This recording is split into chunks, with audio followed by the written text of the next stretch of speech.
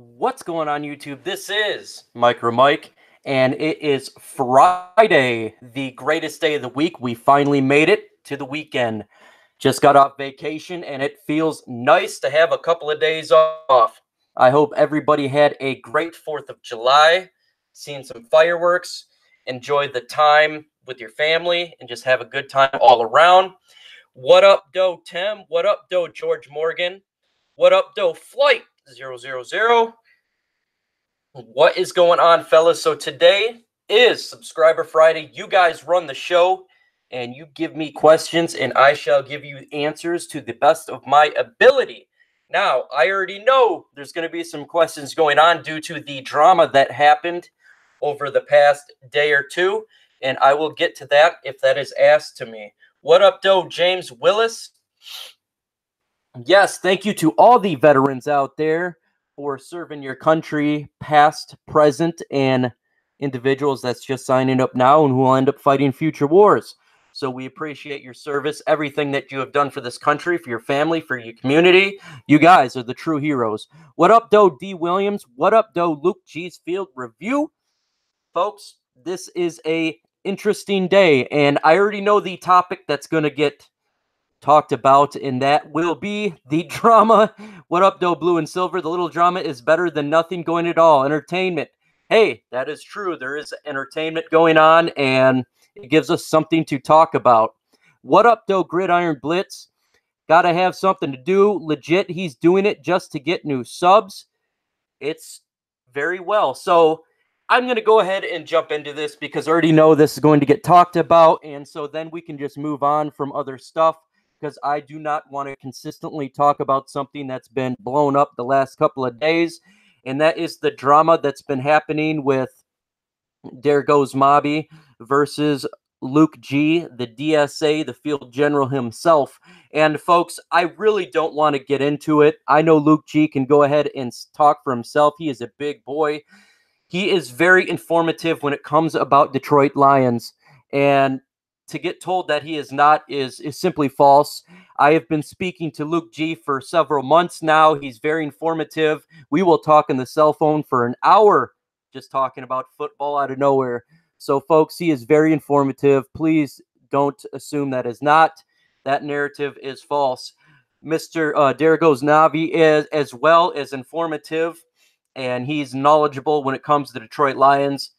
Folks, I don't know why this occurred, why he went after my buddy Luke G. It could be simply for views or entertainment purposes. I'm not 100% sure.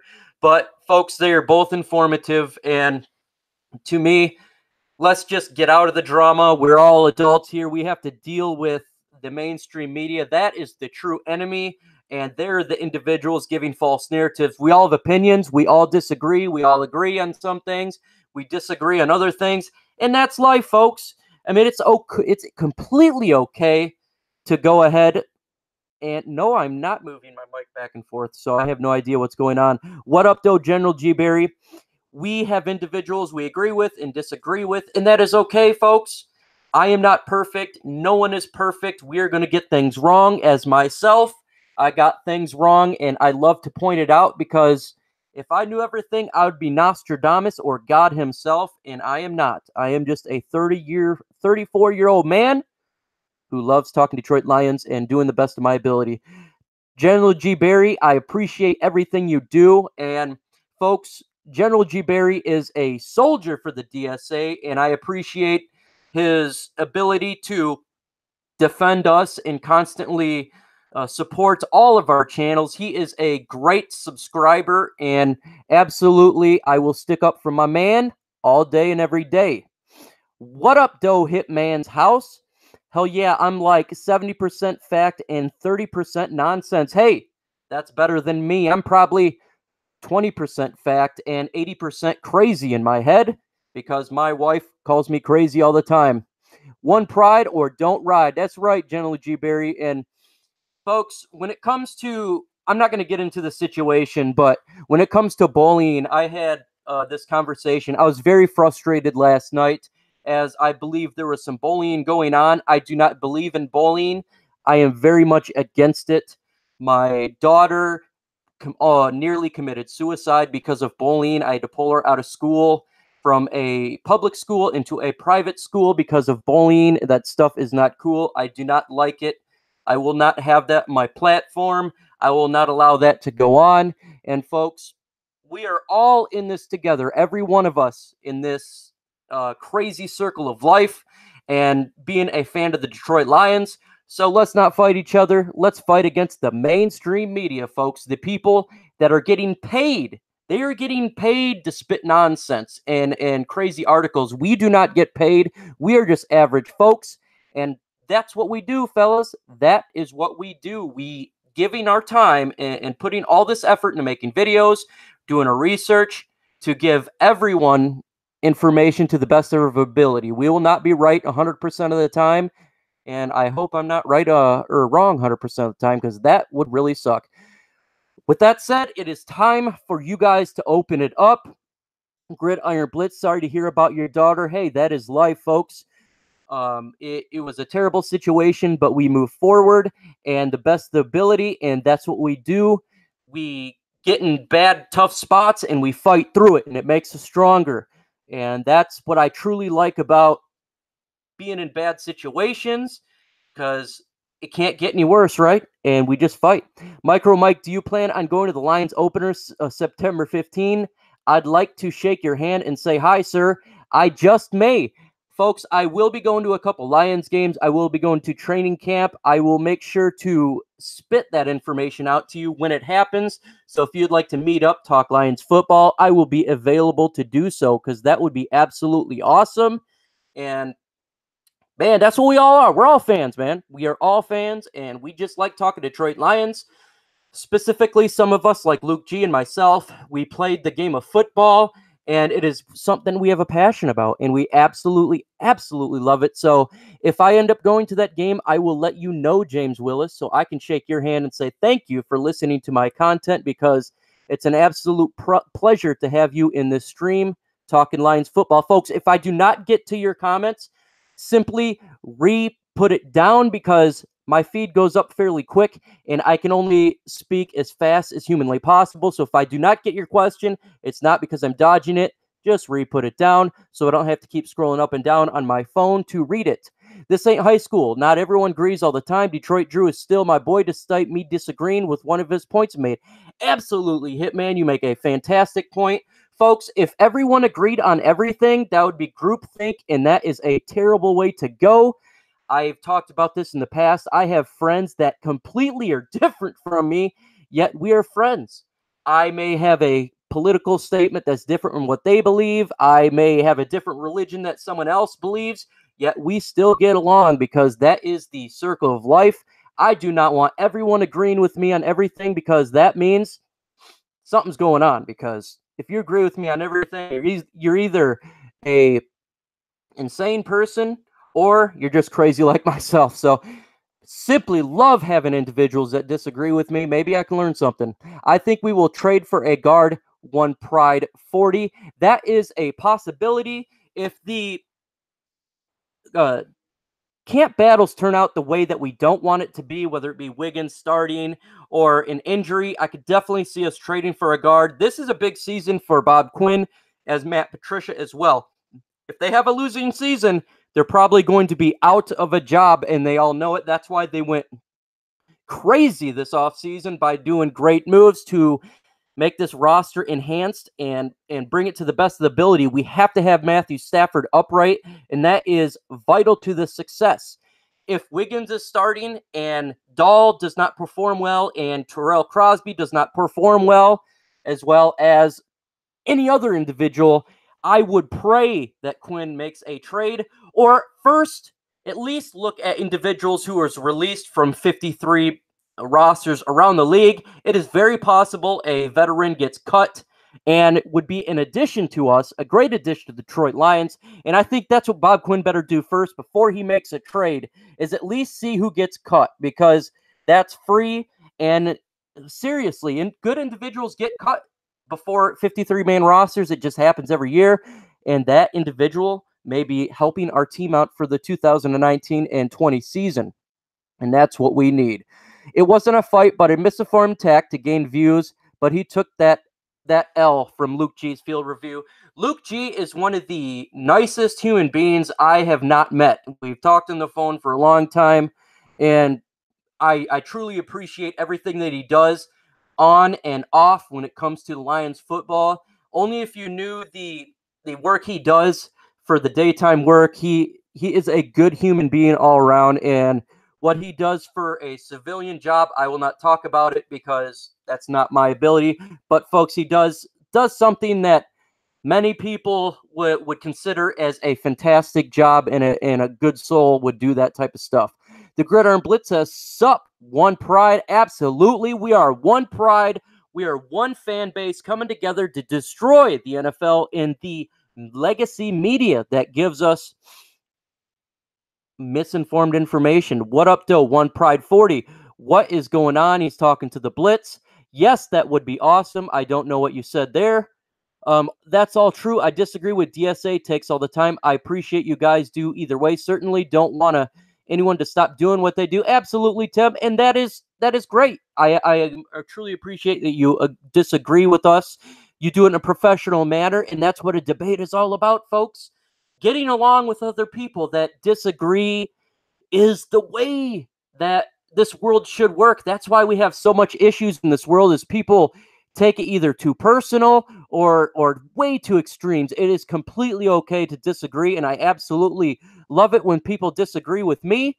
That's why I do my videos. If you agree or disagree with what I have to say, please let me know via comment or email. I truly appreciate it because, folks, again, if we all agreed on the same thing, that would be groupthink, and you cannot improve, you cannot move forward, you cannot build upon yourself if you think you're holier than thou and know everything. Seriously, how bad are the rest of the safeties in the NFL if a guy who had no picks, forced fumbles, and 0 pass breakups is the 46? Last comment about it. Well, again, when it comes to Wilson, he was a backup role, and safeties are such a great position when you think about they are the last defense when it comes to the defense. If you have a bad safety, you're going to get burnt a lot. Go ahead and find Randy Mosses of the world, Jacksons of the world that can just burn you. And if you have a bad safety, you're going to get burnt. So you always want to have quality safeties. When it comes to Wilson, in my opinion, he's a backup, folks. I don't want him starting because we have 2 quality safeties in Quandre Diggs and the new young stud that we had last year starting for a couple of games. And so why have an individual I feel is not as good as those? We want to have the starters in place. We do not want to have backups in place either due to injury or for some other reason. We want those starters in there. Actually, the disagreement with Luke G and Mobby helped me understand the Lions secondary. Hey, that's a great thing. Always learning something, and that's the best you can do. You learn something new every day, and at least if you do it in a professional manner, respectable manner, that's how you move forward in life, and that's how people listen. If you just simply start going off, calling people's names, you have lost the debate, folks, because individuals that take their time and speak with excellent wording without getting and talking personal playbacks, no one wants to listen to that. We're all pretty much adults around here, and there is no need to simply attack by making fun of people and calling names. That's just kind of childish. I just want a damn good competition at training camp. About time via Hitman. I am with you. I love competition. I want to see every position compete, just like Luke G said a couple of days ago, except for the quarterback position. I want to see every group compete because that's how you get better. I want to see teams that we train with, like the Patriots, like I believe the Oakland Raiders last year, and I think the Texans will be this year. I want to see them compete and continue to get better, learn from each other, do everything you can to be better the next day and the previous day, and constantly build on that, because that's how we're going to get a better team. We'll get a good look at some players during the joint practices with Pats and Texans. Excellent point, General G. Berry, as I was just talking about, and I did not read your comment before that. That is how you compete. You compete against other teams. You see how your groups compared to their groups. If your quarterback's doing better than their quarterback, your offensive line is beating their defensive line and continually with every position group. That's how you build. That's how you make your team stronger. And I cannot wait to see it. I absolutely love training camp and preseason for that reason. It is absolutely fun to watch the competition and see these young players and these veterans just get better each game. And so our team can go win the NFC North. George from Gridiron Blitz, best defensive backs don't see stats. A lot of defensive backs, when you don't hear about them, it's usually pretty much a good thing because that means they're not screwing up. We all want our defensive backs to not be hurt. If you look at Nevin Lawson, boy, that guy is hurt a lot because he was terrible last year. He was a thorn on our team, and it really, really was hard for us to get better when you have one individual who simply sucked. Because if you have one individual, just like a spoiled apple, and it spoils the bunch. Having Lawson out there getting exposed, quarterbacks lit us up, and we need to have all the best defensive backs in that secondary winning on every single play, and so they can make the team better and win. From James Wills, we have Beau Benzschawel. Oh, yes, James Wills. You know I love Beau Benzschawel, and I cannot wait to see this guy grow. I totally, totally hope he can take that step fairly early. He is a stud lineman from Wisconsin. We should have drafted him in the 5th round, and we got him in free agency as a rookie. That is insane. I am still amazed by that.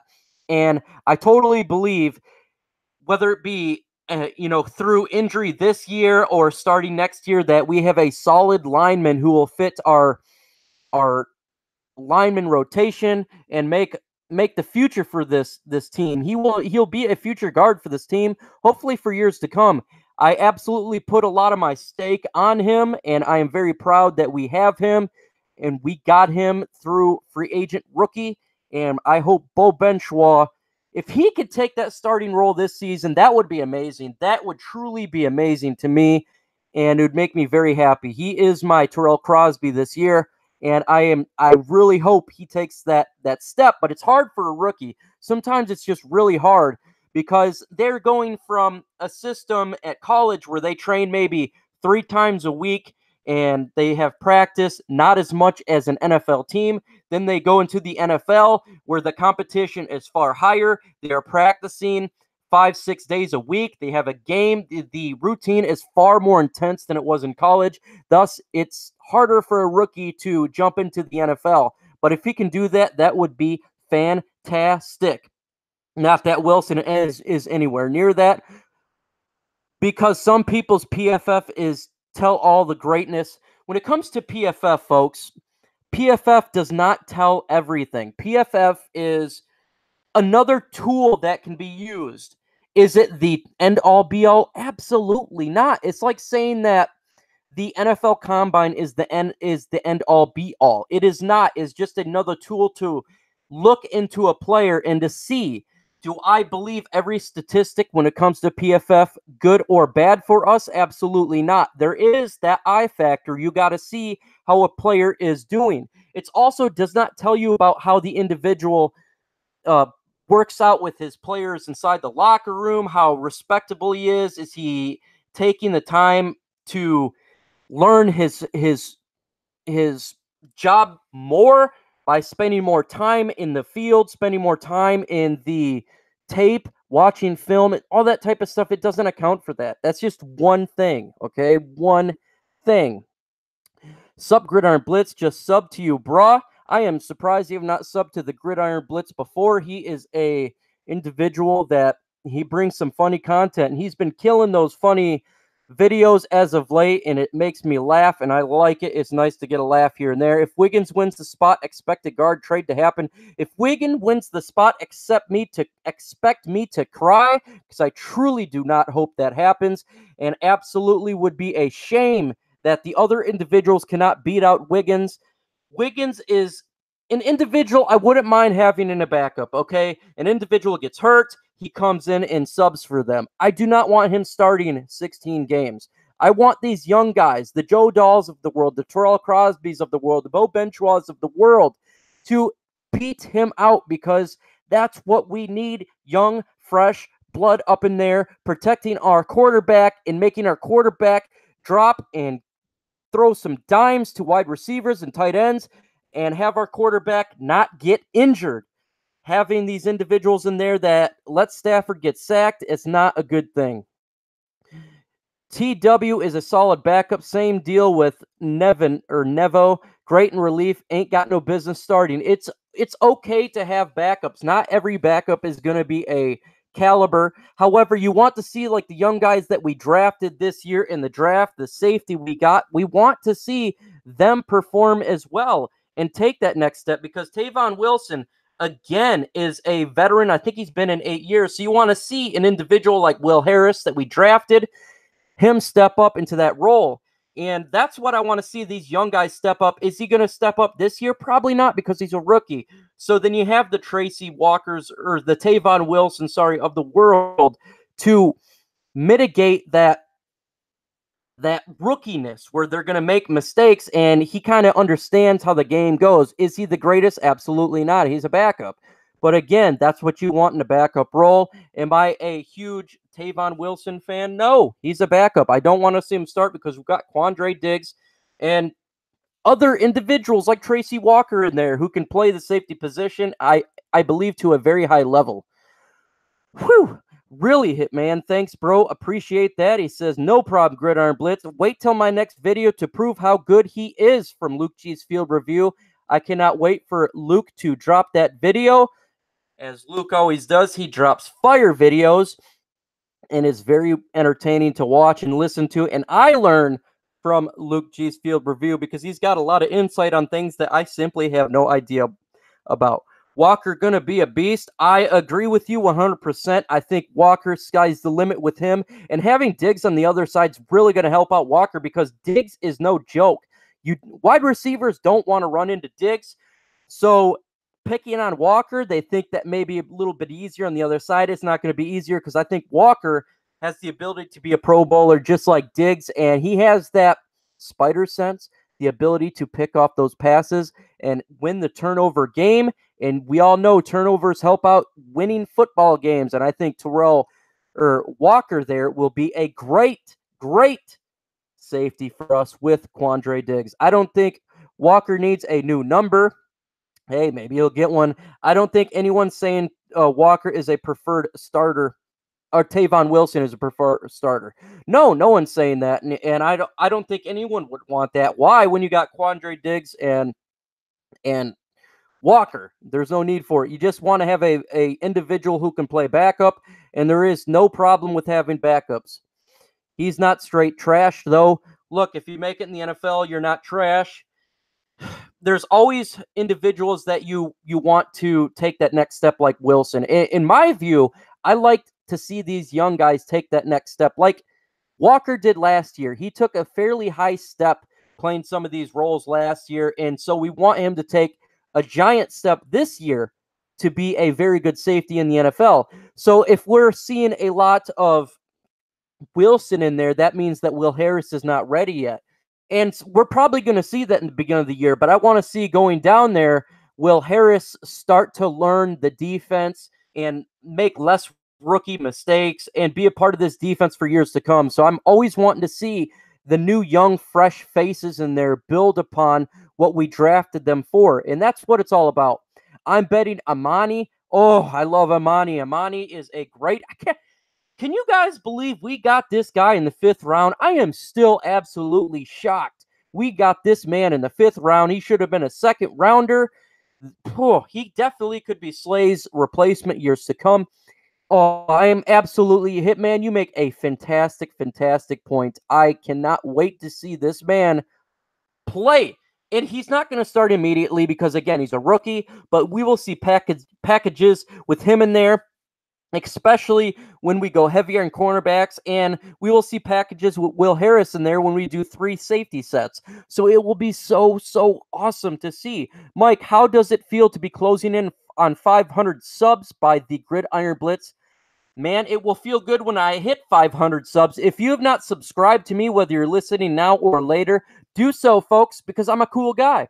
I am really cool. Just ask my kids. They'll say my dad is the coolest guy that they know because they don't know a whole lot of people. So that really helps out being cool. I really want to get to 500. That would be a great feeling, and helping out the Detroit Sports Alliance, helping out all the Detroit sports content creators defeat the mainstream media. We need to defeat their voices, the Carlos Manures of the world, the Brickheads of the world. These individuals are, I would say, what's destroying Detroit sports, whether it be the Lions or any other sport. Folks, that is our enemy, in my opinion, those guys. And I would like to get higher subscribers, because with higher subscribers, that means my voice is heard. With my voice is heard, that means I am downing the mainstream media, and they will get frustrated, and that's what it's all about. You're going to love the next one I drop, field review. Can't wait to see it. Don't we have a preseason against the Browns? Yes, we do. We have, I think, nearly preseason every year with the Browns, and that will be fun because they're a talented team as well. I think, correct me if I am wrong, we play the Browns in the third preseason game, and that means we will be playing our starters probably all the way to the third quarter with one series in the third quarter. So that would be nice to see, because the Browns are an interesting team when it comes to the AFC. They're a team that could definitely win their division this year. They have a lot of talent, and it will be nice to see our team go against their team, because I know they're a talented team. And so, and if it's the third preseason game, please correct me if I am wrong, that means we will see our starters compete against their starters. Obviously, our schemes will be very vanilla, but I would like to see our team compete against their team, player versus player, rookie versus rookie, vet versus vet. That is something I'm excited to see. If our O-line doesn't improve, our run will be as great as hope it will be. Okay, I see what you're saying. Sorry. Yes, if our O-line improves, our run game will definitely improve, especially with Kerryon Johnson with much more of a role this year than last year, with C.J. Anderson, the bowling ball himself, and Mr. Consistent Zach Zenner, and Ty Johnson doing the jet sweeps and other type plays throughout the season. If the O-line can improve, everything on the offense will improve. Everything. Matthew Stafford's performance will improve. His ability to trust the offensive line and not get rid of the ball 1 second quicker. The tight ends will improve because they won't need necessarily to block full time. If you have great great offensive ends, left tackle, right tackle, they can do a little bump and go instead of full protection mode. That's what we need, and that is exactly what we will do to improve. The offensive line is the number one thing that we need to improve on, and I hope they truly do improve. My prediction is they do, due to continuity. Continuity is probably one of the most important things when it comes to the offensive line, and having individuals going in and out due to injury really hurts that. Let's see. Offensive line is my only concern for this team. Really, really need to find a cap casualty. Absolutely with you, Tim. I 100% agree. Definitely a cap casualty again when teams drop down. Veterans will get cut. And if there is a veteran out there who can improve our offensive line, who's better than what we got, Bob Quinn, go sign him. If he fits our scheme and he fits well and he has the ability to stay healthy, let's get him. Why not? Why not? And improve that offensive line, because it's only going to make our team much better. Gridiron Blitz, boo to you. Hashtag boo at boo for an unsub, bro. I'm still there. Almost rage quit, though. Oh, man, we don't need you rage quit and boo. We need you on here all the time. I live that life. He is compared to Ticks. I don't know what's going on there. Ticks. Neville is more than a tick than Tavon. Okay, cuz I did not lose the dropped. How does a guy cover that will not turn his head? You have to turn your head. If you don't turn your head as a cornerback, you're going to get that pass interference anytime, all the time, and that drives me freaking nuts. Please turn your head. Please turn your head. All cornerbacks, all defensive backs, turn your head. It's the number one killer, and it drives me nuts as well as all of you guys, folks. All of you guys. Okay, I lost my feed really quick, so let me jump back up to where I think it's at. We are average. Mike, okay, so folks, I lost a lot of the feed, so if I do not get to your question, just simply resend it. and I will get to you. So I'm going to go here. The last one I see on here is we're 20.2 last season. Rob still lost 6 games. That's fine, Luke. I don't think there's any way to move Coleman to number 2. I think Coleman will be utilized a lot in the slot. You're going to have – I don't think Slay is going to hold out, folks. That scenario that they did is just a what-if scenario. That's like the absolute worst-case scenario. It's just not going to happen. Slay's going to be there. Melvin will be number 2, and we will have Coleman number 3. And, folks, that is a dynamic 1-2-3 punch for cornerbacks. And to me, that is absolutely a great combination to have. Yes, absolutely, Luke. I just got your email. Just tell me when you want me to send you a invite, and you can join me and talk to our subs, the great subs of the Detroit Sports Alliance. D. Williams, Mike, you are a cool guy.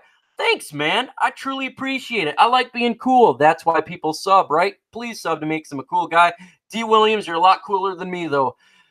I see you are 1,000 by week 4, Mike. Not so bold prediction. I hope so, man. That would be awesome. Again, I was happy with just having 1 sub. That was my daughter. Was about 3 months ago when I started this bad boy. But again, I am here to take on the mainstream media. And the more subs I get, the more ways that I can take them on. I could care less about money, folks. I work for a living. This YouTube stuff, I'm sure, will not get me money.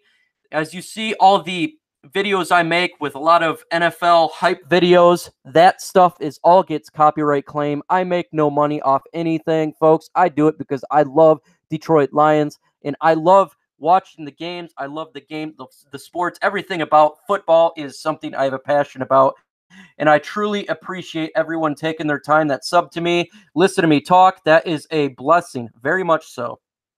Da'Shawn Hand will be a Defensive Player of the Year candidate. They will move him to edge on early downs and play him the nose passing down. Snacks said he will eventually be a top 3 lineman. That was from Blue and Silver. Blue and Silver, man, I'm with you, man. Da'Shawn Hand, sky's the limit for this guy. Sky is the limit. He definitely could be a Defensive of the Year candidate if he pushes himself like he can. Folks, he has a chip on his shoulder because he was drafted in the 4th round.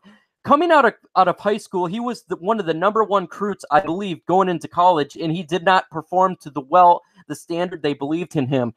However, his passion for the game is above and beyond ridiculous. He loves the game. He has a very much passion for it. If you listen to him speak, he has a chip on his shoulder, and there is nothing like a young man with his talent to have a chip on his shoulder. He is an individual you need to watch, folks. He definitely could be a Pro Bowl this year and be an All-Pro if he puts his mind to it. Again, I believe he's the next Ndamukong Suh if he puts everything into it without the off-the-field garbage that Suh did with kicking people and holding out and all these other type of stuff that he did. Man, I absolutely love Da'Shawn Hand. You're very much correct. He definitely could play end. He's actually labeled as a defensive end. He can play middle. He can do it all. He's literally Ndamukong Suh, in my opinion, and sky's the limit for him. I cannot wait to watch this man build upon last year because as a rookie, he opened everyone's eyes. He is not going to surprise anyone this year. He is a beast, and defenses are going to have to prepare for Da'Shawn Hand. And damn, I can't wait to see it. What if Harris wins the starting big nickel job? I mean, he playing more of a role in college, goes to Walker, Diggs, and then Slay, Team, Coleman, and Melvin while Amani is groomed. What if Harris wins the starting nickel job? That would be interesting. I don't see it. We all know that when it comes to playing the defensive back position, specifically cornerback, going from a rookie to a rookie in college, a rookie from college going into the NFL, it is very hard to learn. If you look at Darius Slay, he had a really rough time the first couple of years, and then he picked up it upon the 3rd year. It's a difficult position. That and tight end. It's hard for rookies to develop. And him being a 3rd-round pick, he's not a blue chip or anything in that sense. So it's going to take him a while. And we have the ability to put him in scenarios. Yes, he can play to his ability and let him slowly learn and not be thrown into it and get killed like we did with Walker last year. he was put in great positions to succeed, and that's what we can do with Harris this year. And that's what's so good about how our depth is. We don't need to thrust him in. He can slowly learn and have these veterans in there help him learn the speed of the game, help him learn the playbook. The speed of the NFL compared to college is such a big difference. And if he did, because he ends up picking stuff up really quick, that would be fantastic. And absolutely, I would love that. I'd love to see these young guys do it. We didn't score. We kicked a field goal, DPF. George Morgan, I think Harris is too raw at this point. Man's got some skill, but not seen being together yet. I'd like seeing Harris midseason. Absolutely. I'm going to go ahead and jump with Tim on here, as I was saying before. Slowly integrate the man into the system like we did with Walker last year. How we did it with Walker last year was perfect. He was put in every scenario he was put in was to succeed, and he did very well. And that's what we can do with Harris. Slowly take him in. Melvin or Shed. Melvin for sure. I think he is number 2. The question was, do we have an average 2-3 defense or touchdown at Luke G? He's talking to Luke. I can't compare what he's saying there, so sorry there, Gridiron Blitz.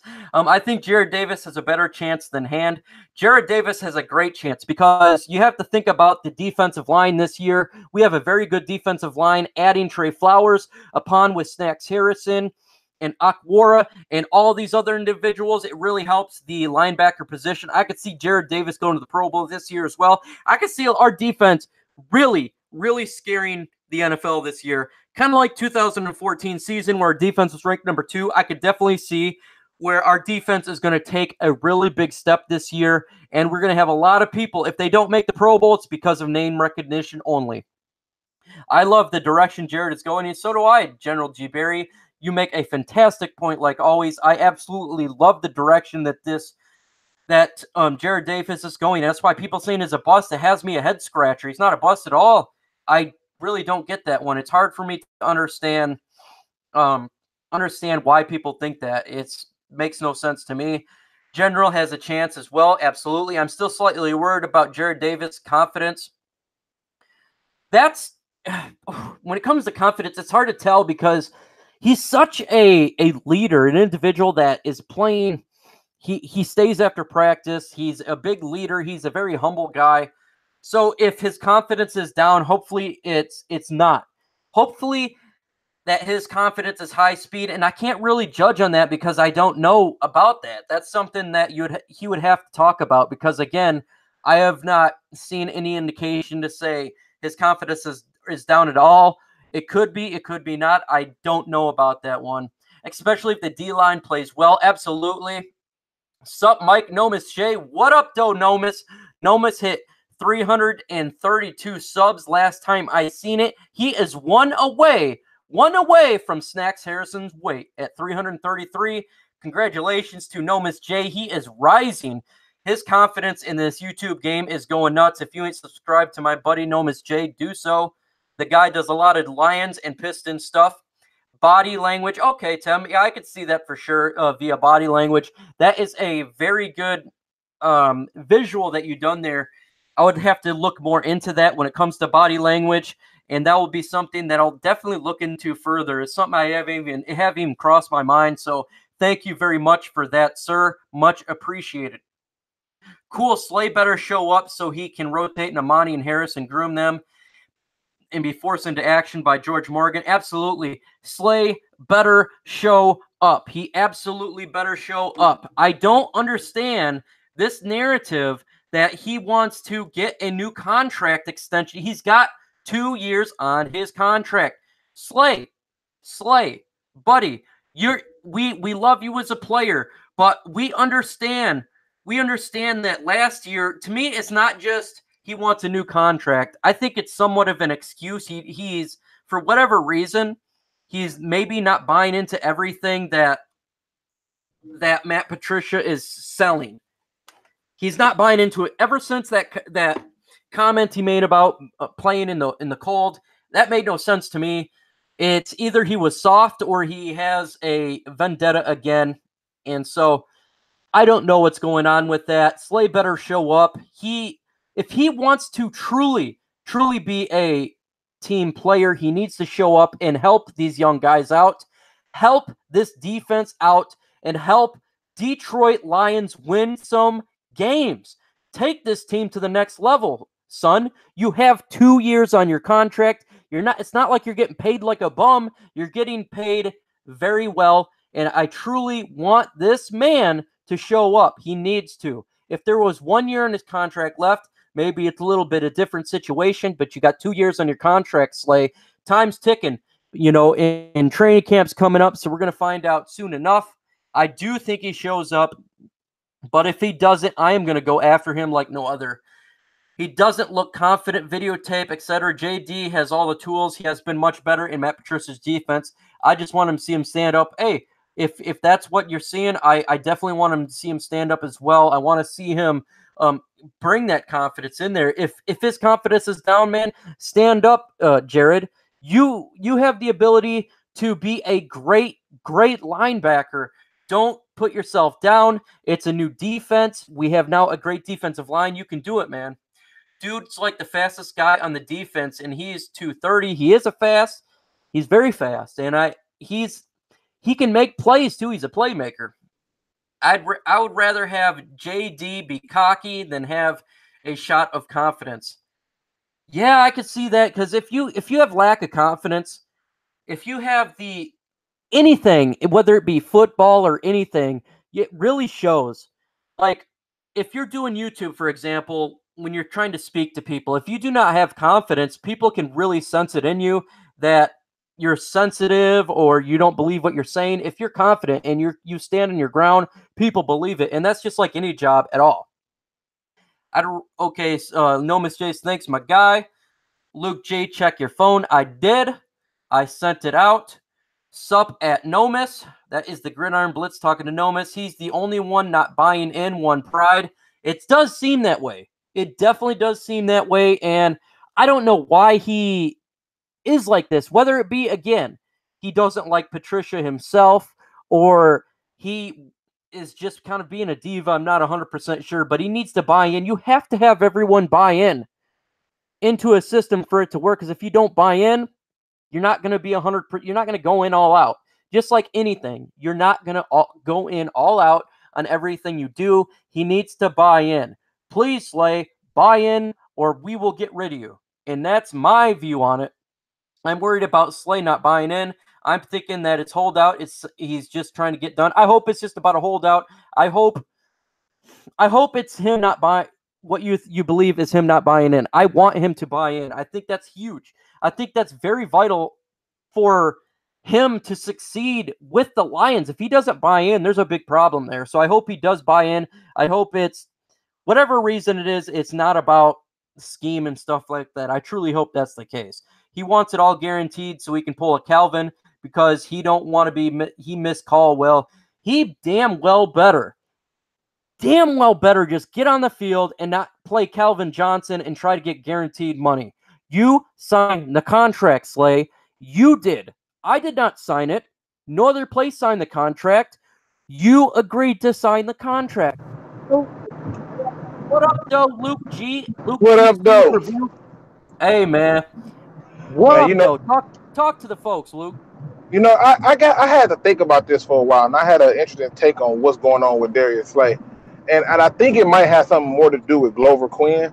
I think him and Glover Quinn had a real close relationship. And the fact that Glover Quinn wasn't feeling the Matt Patricia way, I think that might be a reason why Darius Slay is like, yeah, let me try to go ahead and get paid if I'm going to be here, because they got rid of my homeboy. And he wasn't necessarily the problem. Even though I think Glover Quinn was getting up there in age and the Lions wanted to go younger, I think that's why you see this Darius Slay holdout, because I think he's looking at it and saying to himself, okay, all these other people getting paid, and the Lions have already shown that they're going in this new way where either you're on board or you're not. And I think that's why you're seeing him act this way. But I have no doubts he'll be there in training camp. I just have a hard time believing he won't be. Man, that's a very great take on that. I've never heard that scenario, and that's very well could be the truth, because Glover Quinn on and off the field was a leader. He was a great player, just a great human being as well. And I absolutely loved him for Detroit. However, he was getting up there in age, so that could be the reason as well, you know? But Slay's got to understand that we had to move on from him because he was getting older and slower. The only way to improve is to get guys that are better, and I just felt like he took a notch down, you know what I'm saying? Right. I mean, and it wasn't like he it's a scheme fit. This is not the old Lions where we just pick up talent and pray to God that it all work out. They're building for a scheme. So if a person don't fit the scheme, then they should expect to not be given the same love. You have to fit the scheme and fit it well and do your job in the well, and that's where it boils down to of importance. Absolutely, 100% agree. And I really hope that's the case because Slay, I really want him at training camp. I want him to buy into the system. I want him to be on our team because he is an important piece to our team. I don't want to trade. I don't want these holdouts. I don't want a distraction. I just want him on the field and help us win football games. I mean, right. And plus, Slay he's just one of many. There's a lot of people holding out for contracts. I mean, go over to the Jacksonville Jaguars. It's a lot of people doing it. This is not the first time. I mean, even Julio Jones is giving the Falcons flack. I mean, so this is the time that they do it, and I'm not shocked that they're doing it. It's just that the only problem with Slay, you got 2 years left. So your leverage is not where it should be. It's just not there. Absolutely. Pride Time says, I hope everyone enjoyed the fireworks last night. I'm not talking about the fireworks. Pride Time. Hey, listen, man. Pride Time, I got more coming, man, because I always try to tell people when everybody know I end my videos with, don't be no chump. Please do your research. Everybody know I do that. And the reason that I say that is because generally before I say something, I generally look it up. And if you go back and listen, I believe it was like the very last show, I wasn't sure about when Anquan Bolden came in, and I conceded because I wasn't sure about it. I was like, well, I can't remember. I'm driving. And there seems to be this narrative that's being pushed that, I'm just talking and I just want to be able to say X, Y, and Z. And it's like, man, it's not about saying X, Y, and Z or nothing like that. It's about being able to say, okay, I've looked at the information already and I know otherwise. And when you have people who act like Pro Football Focus is God, it's amazing to me. Like Pro Football Focus, got Tavon Wilson graded 46 in 2018, not career, but in 2018 they got him graded as the 46th safety on there. And I'm thinking to myself, how did y'all come up to that? And then you make Jeff Heath 56, but statistically, Jeff Heath was better in every way. So it's just funny to me how people interpret information and act like they don't want to see it. Statistics tell one part of the story. Your eyes tell you the other part of the story. And then you got to put those two together to see if the statistics match up to what you see. A lot of people can't do that, just like a lot of people can't have intelligent, adult, mature conversations. Yeah, and it's vital to have these, adult conversations and just talk logically because we're all adults, man. There's no reason to just dog people for whatever reason. We're adults. We have real work. We have real lives. We have wives. We have kids. And to just spout off doesn't really make a whole lot of sense. Gridiron says too soon at Pride Time. I enjoyed it, Tim. What's your expectations from One Pride for Tavai? What is your expectations, Luke G, when it comes to Tavai? I think Tavai's going to be like Willie McGinnis, a guy that you can move around all over the defense, and he's going to get you the pressure that you want. He's going to be used a lot in blitz packages.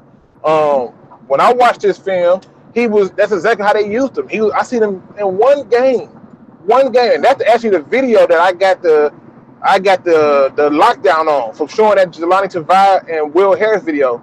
But in that one video, I saw this man go from DN to inside linebacker to outside linebacker, and that type of versatility is huge. I suspect that he's going to be a welcome surprise for a lot of people, barring he does not get hurt.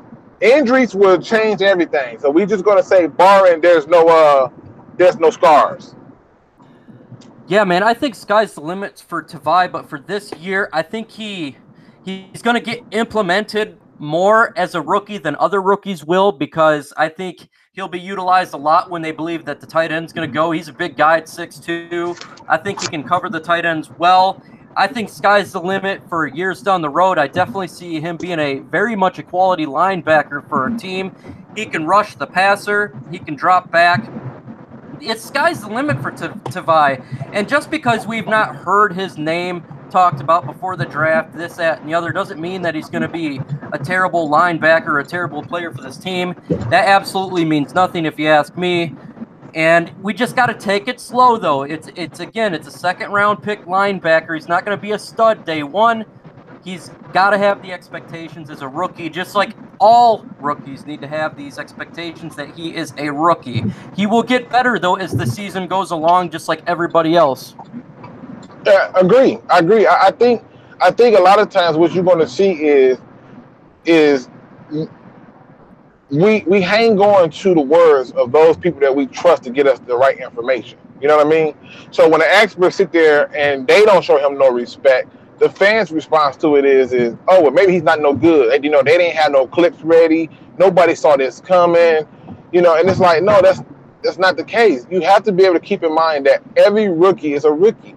Even the rookies who come in and have good seasons have had struggles in that season. But, we don't see that because fantasy football has made it to where people think they know football because their fantasy team did well. That's how they do it. And it's like two different games going on. There's the fantasy part, which is the key word in there is fantasy, and then there's the football part of it. So I think you hit the nail on the head when you said they need to still give him the expectation that he's a rookie. And if he don't pan out in the first year, that's a rookie thing. It's not like it's uncommon for rookies not to have those issues. Baker Mayfield as a rookie did good, but he had a whole lot of bad to him too.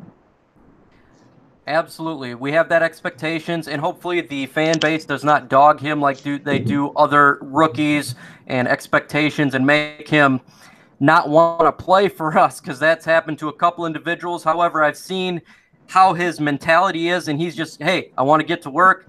I don't care about anything else. I just want to get better, and I like it. Tim says Slay's contract ain't no joke. I agree. Glover was done when Beast Mode dusted him. Yeah, he was done last year. He really took that back, man. It was rough. It was rough because he was trying to play within his system. But on top of it, people don't realize this. Glover Quinn had already told the Lions like a year prior that he wasn't sure if he was going to retire at the end of the season or not. So he was already contemplating retiring from football as a whole. So, but I do think that Darius Slay, that's his guy. He improved a lot under Glover Quinn. But those are the things that I look at. I look at people like Glover Quinn, and I'm like, man, here's a guy who would have been out the league if he stayed at corner. You know what I'm saying? If he stayed at corner, he's out the league. And luckily, he didn't stay at corner. And I feel like that's the same thing with Tease. I feel like, listen, he's going to be good or better at the safety spot than he would being corner.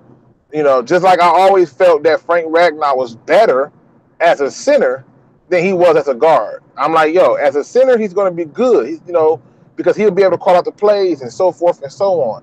But as a guard, he was good. He was good. He's better as a center. And I think you will see the improvements in the line with him at center. It's like I said, you got Alex Mack, who came in as a center, and he changed the way things was happening. Max Unger or Urger, whatever, the one from the Seattle Seahawks that went to the Saints. Yes. And yes. He changed the way the Saints offensive lines operate. So those little subtle things are the things that I look for. So, but I do believe that, Glover Quinn, his passion wasn't there no more. This is not me saying, that's what he said. Yeah, well, he's getting older, and Tim says I remember Glover Quinn saying he was passing the torch to Quandre Diggs, and that's a great torch to pass. Yep. And he knew it, just like anything. It's like when I was in the Army, I knew my last moments that were in there. I knew it. My body just could not handle the bang anymore. It happens to everybody. When Price is Slay's only 28, I think 28 or 29. He's somewhere around there.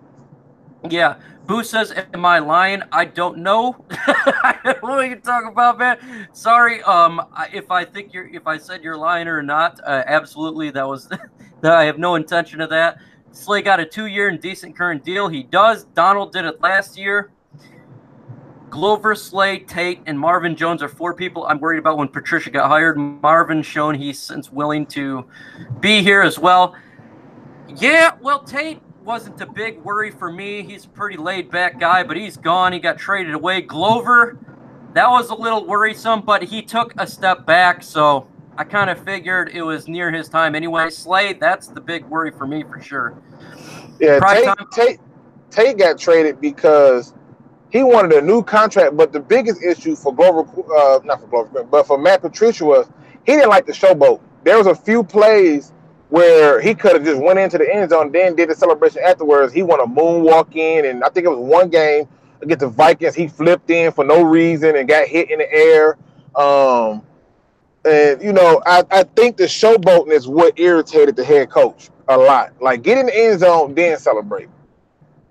Absolutely, and that's making stupid mistakes like that result in being a Lions team that the last 20 years where you're making little mistakes, we find ways to lose instead of win, and showboat when you're got the play over, when it's in the end zone, that's fine.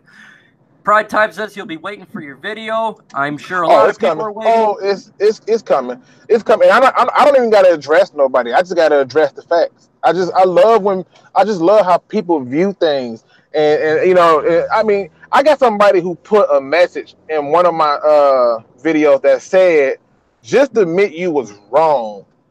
Tavon Wilson is better than half of the starting strong safeties in the league. And I'm like, what? Like, really? Like, this what we doing? We really gonna hype him up like this? Like, come on, man. So yeah, it's coming. That video coming. Make no mistake about it.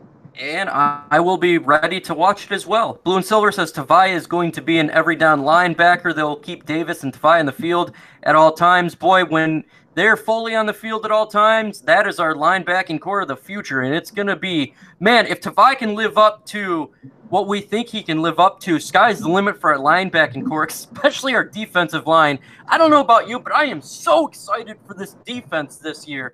I love defense. I love a hard-hitting defense, and I cannot wait to see it. What about you, man? Are you excited like me to see this defense Man, roll? that's my side of the ball, man. That's my side of the ball. That's where I flourish. That's where I get a lot of my attention to.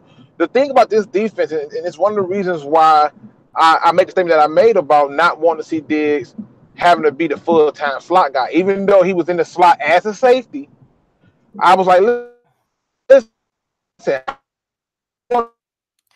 That is Robo Luke, folks. Patrol Detroit.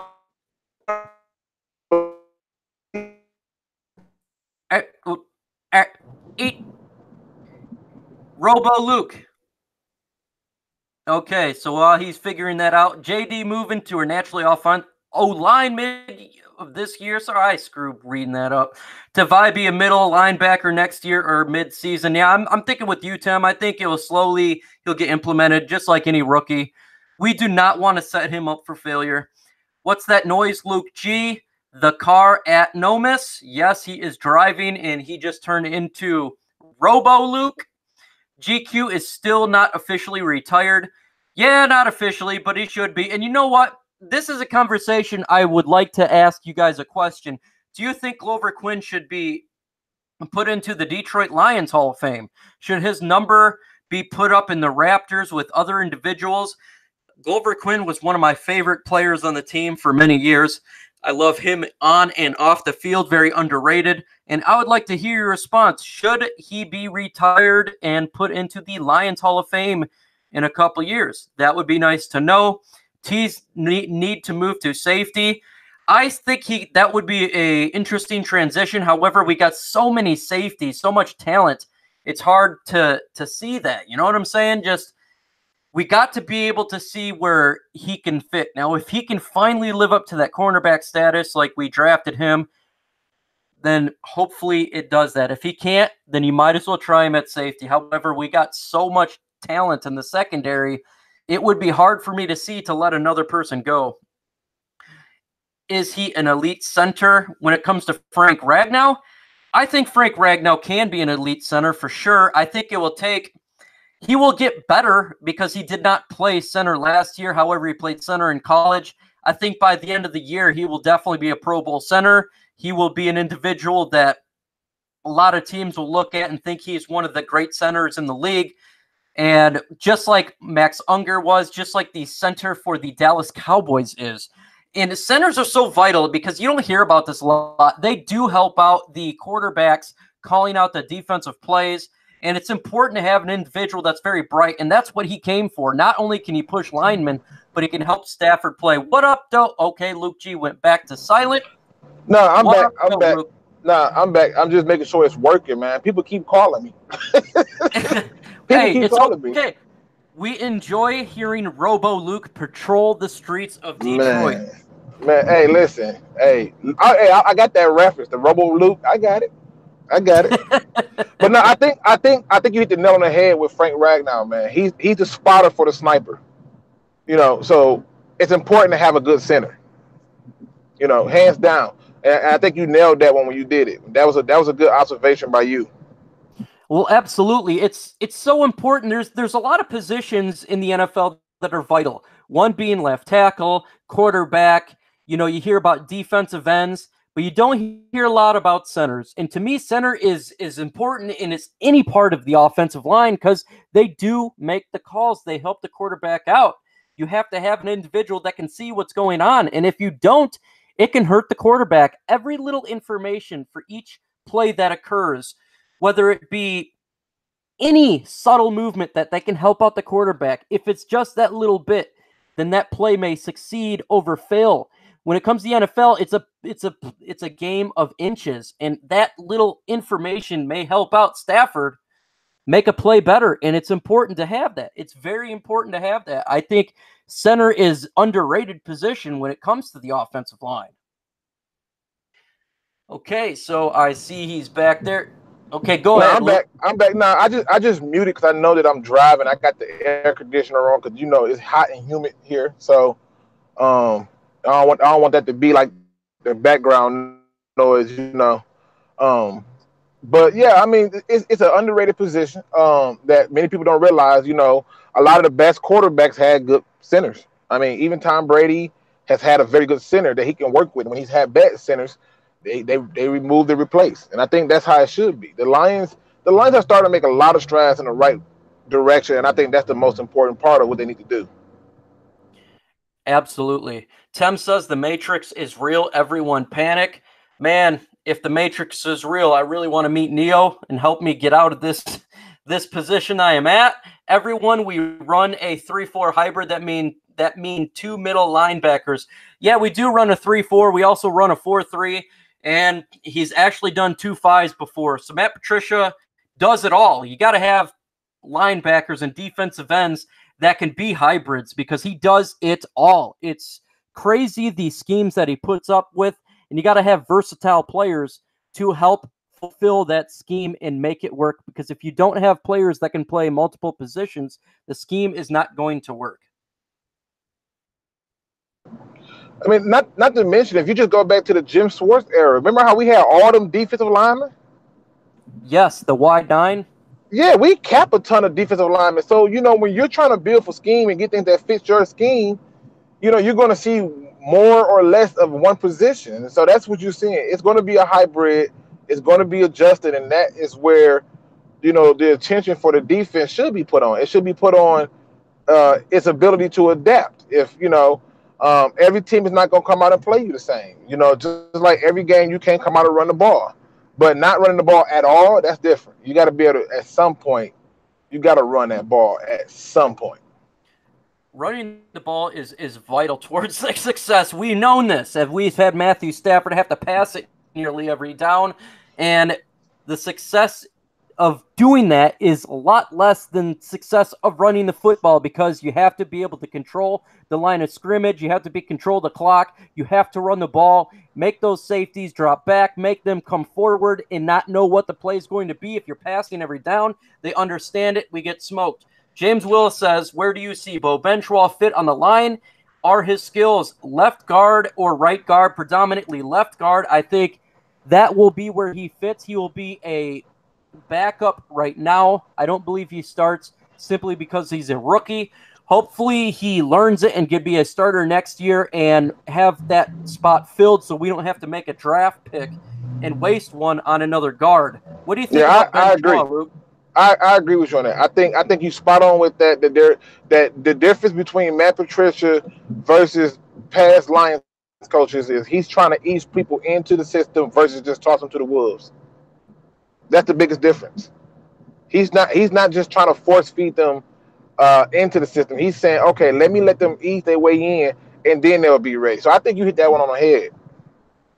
What's important that you put rookies in to succeed, plays in position to succeed, because if you don't, and a commenter said this before about confidence, if you don't and they lose confidence, that really hurts them, the player, and hurts the team in the long run, because if their confidence is gone, their ability to play is gone. It's wasted. And if you see how Quinn does this thing, he drafts players not specifically always for this year, but he does it for next year. Like Terrell Crosby was drafted last year. We're going to probably see him a lot this year. That's what he's doing. And it's very important to give these rookies time to learn the NFL, learn the speed of the game. The speed is much faster. The workout routine is much faster. If you notice, and this is something that I've noticed throughout my time of watching the NFL, a lot of injuries happen to rookies because they're just not used to the amount of work that the NFL is. There's a lot more games in the NFL. They train way more days in the NFL. They put a lot of hours in. And so you'll see rookies get injured a lot. And so if you instantly throw them into the wolves, to me, that's a recipe for failure. I mean, again, man, it's like, man, Mike, I love you, man. You on fire, bro. I mean, listen, listen. Go and look at Joey Harrington. They destroyed his confidence, and a lot of teams who tossed those rookie quarterbacks in, and their confidence was destroyed because they didn't have all the right pieces for them to succeed. But look what happened with Patrick Mahomes. He got to sit. Aaron Rodgers, he got to sit. You know, but when some of the other people came in and was tossed to the wolves, the Andrew Lucks, the Cam Newtons, the Matthew Staffords, a lot of them teams, especially Stafford, he came into a team that was 0-16 before he got drafted. And Matthew Stafford has the confidence of anyone I've ever seen. He has that swagger, too, when he came in. So when he got beat up, I think he had the ability to take it. Kind of shocked because it doesn't happen a lot. As you see a lot of people, you start getting sacking them, their confidence goes down. Stafford, even with the fans hating on him, even with the media always busting him up, even getting hit all the time, he still stands up and does his job. It's amazing, and I absolutely love it. And that's a rare thing to me, though, when it comes to that ability to do that. Again, just like Patrick Mahomes and Aaron Rodgers and other people, if you slowly let these rookies learn it, that's far more success rate than throwing them into the fire. And anything you can do to help success for these rookies, that's the way you do it. You have to prepare for years to come, not for this upcoming year. Bob Quinn has mastered this ability. This is something that they did with the Patriots, and this is something that he's implementing with the Lions. And again, when you think of Bill Belichick, this was the type of system he tried to implement in the Cleveland Browns when he was their coach. However, they gave up on him too early, and that's why it failed. So we had a lot of people call for Matt Patricia to be fired and Quinn to be let go. That is a recipe for failure. You have to let the process take out. It is not a one-year process. It is a process that's going to take a couple years, but once it's in place, the constant winning will happen because you'll have individuals who can replace others from draft picks from 1 through 7. They'll be able to replace another player. So when they go up, a veteran goes into free agency, it's not a big fall because we already have a player who can replace that via depth because they've had time to learn that position without being thrown into the fire. Man, you know what? Somebody called the fire department. That boy burning up. Man, you in rare form today. You in rare form. I mean, even the example of Bill Belichick, I keep trying to tell people, if you look at the best of the best franchises, they're not swapping coaches and GMs out every chance that they get. They're just riding it out. You know, And they're just that's a riding it out. recipe for failure. Right, and that's why even with the Dallas Cowboys, I mean, Jason Garrett is horrible. He's just not the kind of guy that can get you where you want to go. But the Cowboys understand we're not having poor success, so why should I get rid of him? It's not like we just keep having a bunch of losing seasons. And the one losing season that they had that was like the worst, they ended up going like 4-12. Their quarterback was out. And to me, when your best players are going out, you should see a suffer in what you're doing if you don't have the proper coaching. But when you look at Bill Belichick, his quarterback went out, they still won 11 games. Even though they didn't make the playoffs, they still won 11 games. And that's the important part of it. We can't do the musical chairs. Now, don't get me wrong. I was so irritated with Matt Patricia. I was ready for him to go. Some of the stuff he was making, I'm like, that's just coaching one-on-one. You can't do that. But I mean, go to that Panthers game. I'm like, why are you going for 2 when you have the lead already? Just take your point. He went for 2. He did the same thing in the Bears game, went for 2. And I'm like, you got the lead. Just take the point. Put the pressure on them. And I think a lot of times what you see is players look at those decisions, and that's where you get that turmoil, where they start to question, hey, what are you doing here? Why are we doing this? But the best teams, they keep things consistent, and that's how they keep winning. Absolutely. And again, I have a degree in business and economics.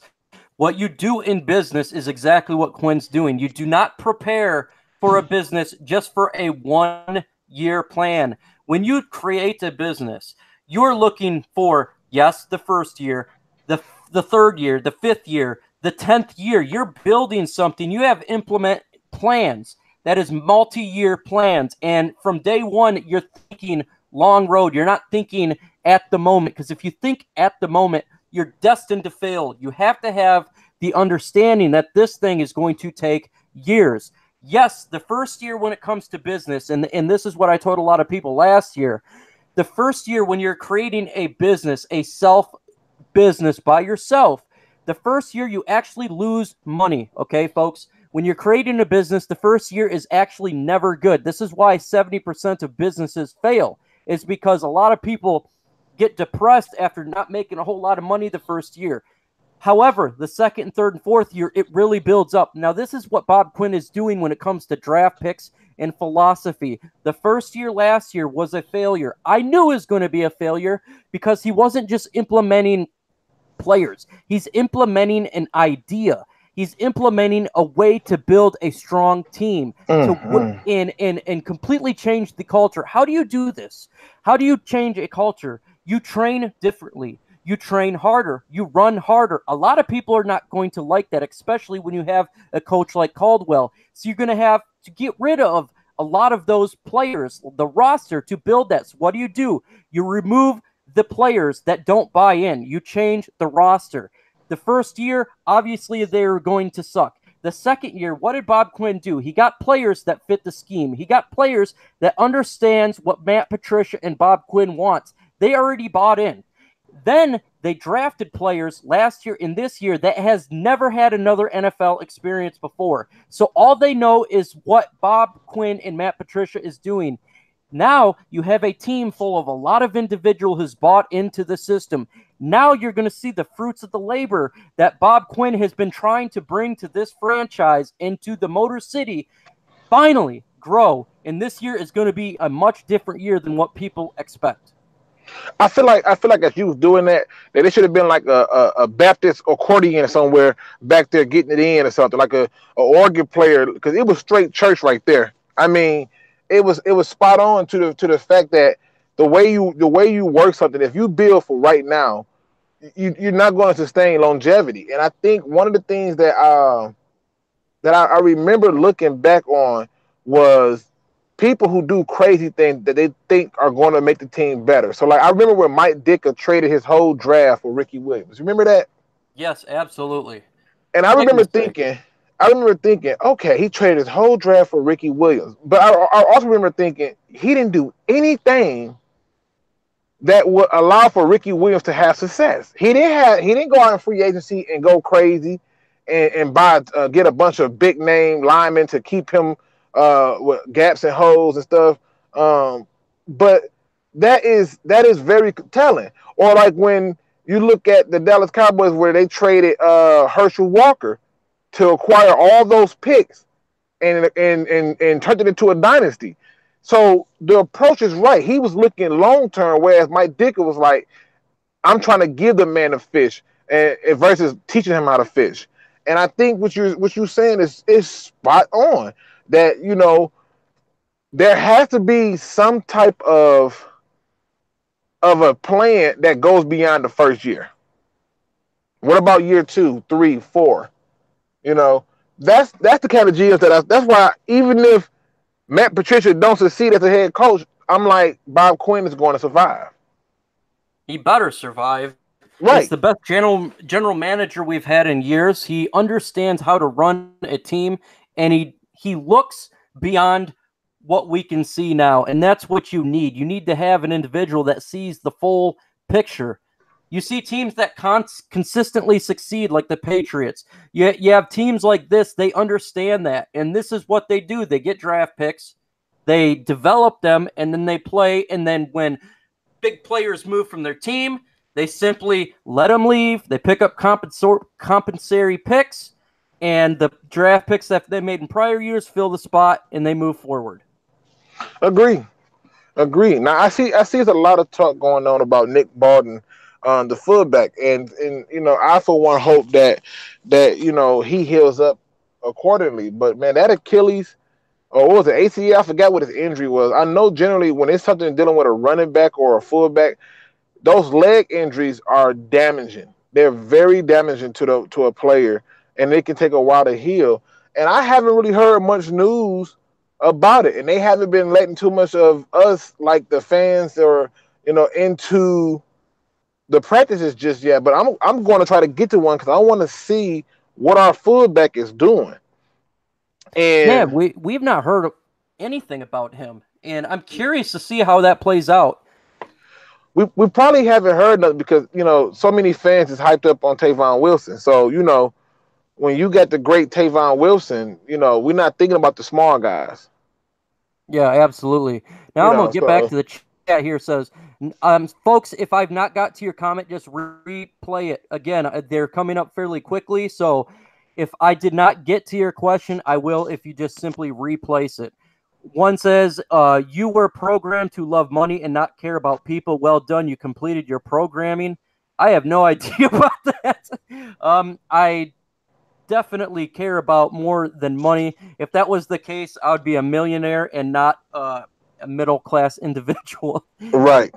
George Morgan, next you're going to tell me if we are 4-3 and Tavai ends up covering the slot receiver that was in the nickel. Well, he's talking to us. Next, you're going to tell me if we are a 4-3 and Tavai ends up covering a slot receiver that he was in the nickel. Shaking my head. Hey, listen, I get it. I get it. People with logic understand that one. They understand what that means. Just because a person is lined up over the slot receiver does not make them in the slot corner. You know, and you know, but don't worry about it. We're gonna explore this belief. You know, Pro Football Focus has all the answers. They have all the answers. They so special. So, but yeah, I mean, yeah. I don't mind covering a tight end, but any sit with him covering a slot receiver, and I'm worried, man. If you're having him covering a slot receiver, that's not a good thing at all. That is definite mismatch, and that's something I want to see our offense do to other defenses, not the other way around. I mean, right. My goal and my dream and my hope is to see. I want to see more cohesiveness. You know, more cohesiveness is better, I think, for the Lions. And I see this is what I'm saying. I'm getting phone calls. That's the problem. I'm getting too many phone calls. Um, but yeah, I want to see more cohesiveness when it comes to the Lions and everything that they do. Like, I mean, if you from the way the defense to the offense play to the different units, the better they are being collectively together and cohesive, the better the team will perform. Absolutely, man. And that's how you see teams succeed. It's not an individual sport. It is an all player sport. That is how you succeed. Anyone that thinks is not that, well, really doesn't understand sports so well. Nomis J, he will be a fullback. Salt Prime Time. Do the NFL utilize fullback still? Some do. Some use Yeah, fullback. yeah. The You team see a that lot keep of the team teams. that keep on winning, the team that just keep on winning Super Bowls do. It reminds me of the San Francisco 49ers when they had Harbaugh. Man, They ran that ball. They had man. fullback, and they smashed fools. And that's a lot of success when it comes to winning when you can do that. Go to the Ravens. Go to the Ravens just this past year. A lot of people have been using the fullback. The ones who got away from the fullback was doing it because the players coming out were coming from these spread offenses. So they was trying to keep it so they can get these players in quicker by matching some of what they do. But the fullback is meant to be that way. D. Williams says Ricky Williams is wearing a wedding dress. Still shaking my head.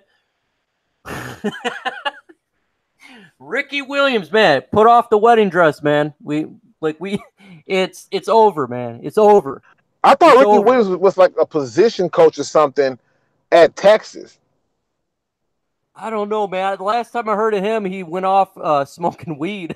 No, man, I'm telling you, he's like a position coach on Texas. See, Texas is like my second.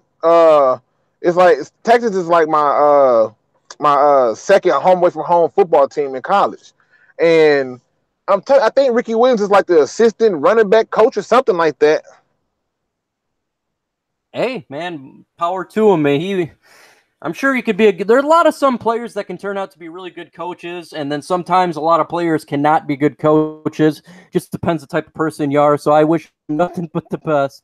I'd be so happy to see Lions run out in an I formation based offensive set, such a versatile formation, especially on our current roster. Unfortunately, I see us running a single back set. I would love to see the I formation. Just pound you in the mouth. You know it's going to be a run, but we are so good that we are knocking you down. Oh, that would be great to see. Man, listen, I think that I formation. A lot of the times, why is a lot of teams is getting away from it is because they're going with the smaller, more shiftier linemen. But the teams who still do it surprisingly are like the Dallas Cowboys. Those top running teams, they still come out in the I formation. And I don't know why people got away from it exactly per se, other than the fact that they like to spread offense and they're trying to adapt. But the Lions you're going to see a lot of different things from the Lions, and I think that's the biggest thing we should take away from it. There's going to always be a constant adjustment and adaptability to the Lions thing. But I'm with you. I want to see that same smash mouth, put somebody in front, let him lead. Because I remember when the Buccaneers had Mike Allstott, and I was like, this is cheating. Oh, You know, yeah. like Those are the good old days. man, or you remember when Peyton Hillis was a name? Like, Oh, yeah. He was on the Madden cover. yes, because they moved him from fullback to running back, and didn't nobody want to hit him. No, and that's what I want to see from C.J. Anderson. Because no one's going to want to, when we are in the fourth quarter, because we've pounded the ball so much, nobody's going to want to see C.J. Anderson when it's cold outside because you can make him feel the pain. And I cannot wait to see that. Nope. And to be honest with you, I remember I had a football game that was cold outside when I was in high school, and they had this running back who was a big power back, and I ain't gonna lie, it was hard to hit because every time you hit him, your arms felt like it was cracking and ripping open. I was like, holy crap, it was that cold. So I do expect for C.J. Anderson to bring a change of pace up when we switched out versus putting in LeGarrette Blount, and it's like that's it. And it's something that got me excited about the season. That's why I'm so excited about this upcoming season. I'm like, man, I just want to see us with a run game because I missed that day. Like one of the reasons that most of us are fans of the Lions because we had Barry. We had Barry and we saw what he did in the run game. But then you look up and you look at the plethora of quarterbacks who was behind trying to get them down the field. It was like Scott Mitchell, Charlie Batch. It was never nobody who was above average. They was just average. And I was like, come on, man. Yeah, absolutely. Blue and Silver says every draft pick are very instinctful and always running to the ball. Extreme hustlers. I'm not sure about Amani on that. Maybe why he slid. Amani's actually pretty instinctful when it comes to the football. I don't know why he slid. In my opinion, he should have been a second-round pick. So a lot of players slid this year that really had me scratching my head, and I don't know why, but I'm very happy it happened because they slid to us. First off, TJ Hockenson slid to us. And I don't know how that happened, but I'm very happy we got TJ Hockenson. Great player. Then obviously Amani slid and Bo Benshaw slid out of the draft. Great draft for us. We picked up a lot of players that are going to help our team. And thanks to how the draft fell, it worked out great for the Lions. Oh yeah, absolutely. I think in the case of Amani, here's the thing. Amani to me is one of them people that is going to have to earn his way up, and that's fine.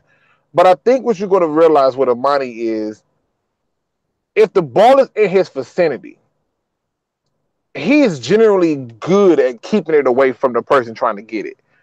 And when you watch film on him, it's very impressive to see how he does this cat and mouse game with the receiver to go, oh, okay, you think you got it, and turn around quickly and get the ball away.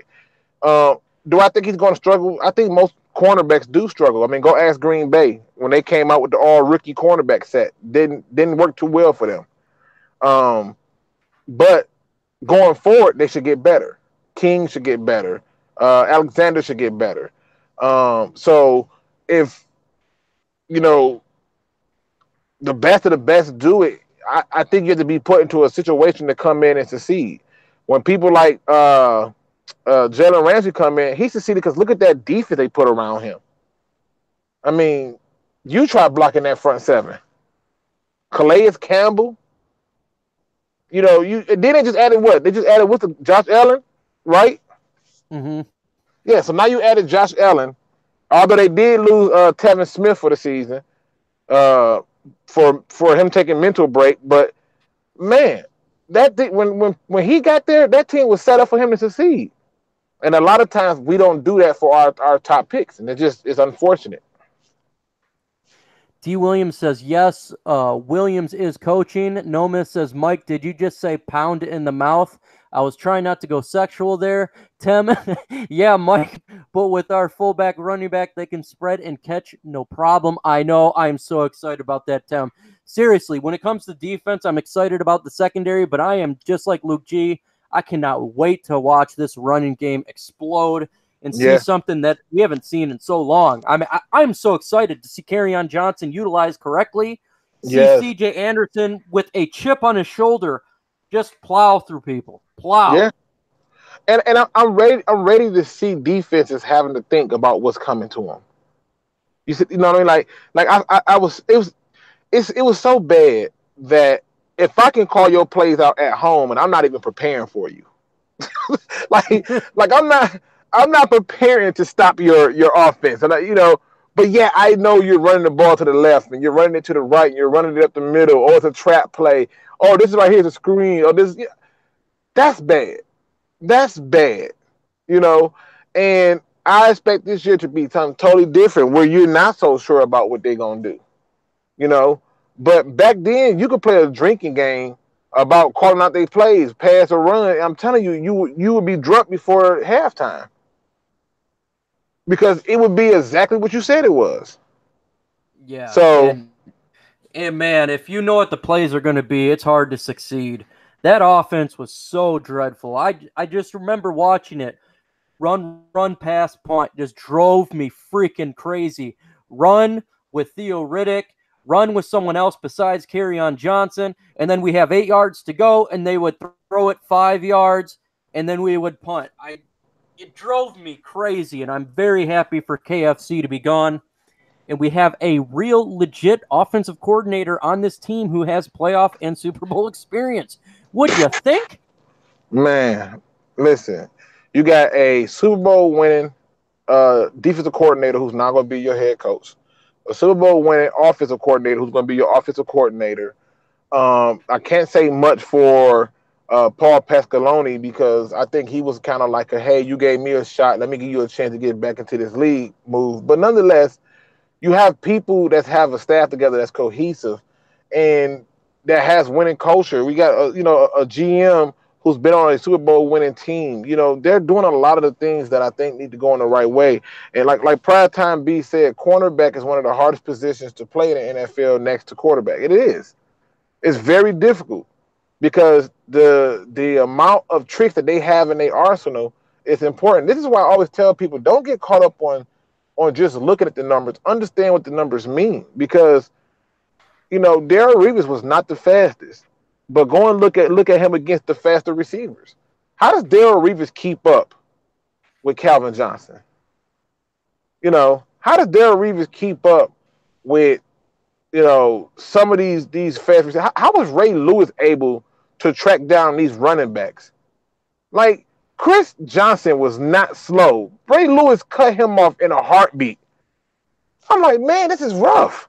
And that was the old Ray Lewis. So to me, I always try to tell people when we look at these transitions of how we're building this team to be a winner, understand that the process has to be completed. It has to go through each phase to be completed. The offense need to do their job. Special teams need to do their job. Defense need to do their job. And if they do, then you see a more cohesive team. You see more winning. What up, Brian Ellis? Thank you for stopping by. Do not be sorry for being late. That is completely okay. Blue and Silver says, I think Amani might struggle like Tease. I think he is a zone cornerback. At least he is faster, but not as a good tackler. Amani, again, when it comes to cornerbacks, he's not going to be thrown into anything early. They're going to develop the cornerback correctly and let him slowly get implemented into the defense. I would not expect a whole lot from Amani this year because he's a rookie cornerback. We have solid cornerbacks. The only way I see him being utilized this year is if due to injury or for some reason cornerbacks drop off the field. So I don't see what happened to Tease Tabor is going to happen to Amani simply from that sense. Plus, Amani is 6'2". He's a big guy, and he does have ball skills. He did a lot of picks in college. I think he'll be a solid cornerback for us as long as we develop him right and we have a plan for him, just like I totally believe we do when it comes to Matt Patricia, and slowly implementing him and giving him the precise way for success. That means putting him in positions to succeed and positions for him to win and not throwing him into the fire and making him fail. Okay, so Boo says, how is T's college mate doing? College mate. You talking about Vernon Hargraves? That's what we talking about? What that who it was? Vernon Hargraves? I feel like the one that went to the Buccaneers. I have no idea on this one. Yeah, I believe it's Vernon Hargraves. He's struggling. He struggled. The Buccaneers have been working with him. He's shown flashes of being good, but yeah, he has had some struggles. Now, if you're not talking about him, if you're talking about God, what is his name? Boo said Wilson. I was just gonna say that on the Colts. Quentin, is it Quincy Wilson? He doing okay. Quincy Wilson doing okay. He's not doing bad for the Colts. But he's had his struggles too. It's not. I think what you're starting to see with the cornerback position is when they get to the league, these receivers and the way they're scheming these things up are making it to where it's really hard for the cornerback to adjust. And I think the adjustment period that you're seeing is more so Uh, it's more so because of how offenses are being schemed up and all the different rules that you can't do. Like there's some things in college that don't get blown that much, but they get blown a whole lot in the NFL. Like in college, I watched what's that dude name from Michigan, Lewis? That he went to the Dallas Cowboys. You know what I'm talking about? The corner. It's something this Lewis year or last year. He I think he's been on there since last year. It's something Lewis from Michigan, but he went to the Cowboys. But I know in college that man will grab you the entire time, all the way down the field. You know, all the way down. Jordan, thank you, Jordan Lewis. That dude would grab you all the way down the field every game I watched Michigan. I was like, bro, how are you doing this? But in the NFL, they just be calling it every time. They blow a whistle on him every single time, and they keep on trying to find somebody to replace him, but they keep on trying to give him a chance, and you know he's still struggling because he can't grab. But in college, oh, he will grab you from here, from the start of the whistle to the end, and nothing will be called. So I think the adjustment between how the referees are calling the game, how the offenses are being schemed, and how they're having to now react to receivers who know a lot of the tricks of the trade to throw these young guys off. That's why you see this huge struggle. But yeah, Jordan Lewis has not been good for the Dallas Cowboys. What up, no peace and quiet? Thank you for saying good show. Hey, it's all about you. You guys are running the show. We are just trying to have the conversation that you want. I think our hybrid defense can't be graded like other defenses because it is unique from peace and quiet. It is very unique of a defense because it is a hybrid.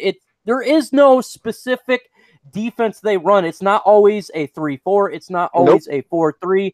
This is why I like it. This is because it's so unique and it's constantly moving and it's keeping offenses on their heels. They don't know what's going to happen. You don't know if it's a blitz or if they're going to not blitz because it looks like it. And this is what you need to have. You need to have an individual that's making schemes very difficult because in the game of football, it's the game of inches.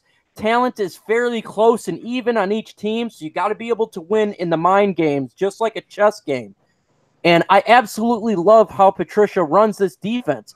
We all thought it was going to fail and this defense was going to completely suck because we lost Terrell Austin and Pasqualoni was not going to be well. Look at that defense by mid last year when we got Snacks. That defense was rolling. Yeah. And that's because Snacks had the same factor that Ndamukong Suh had. You have to account for them. People don't realize this. There's something that Ndamukong Suh do and Snacks do that you can't put on the stat sheet. They draw concern.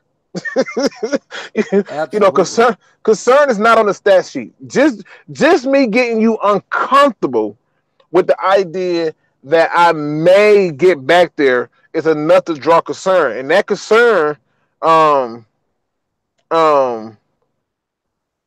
concern is what that they do, and it's very rare that players have that. I mean, that's going to be one of the features in Madden this year, what they call fearmonger, where the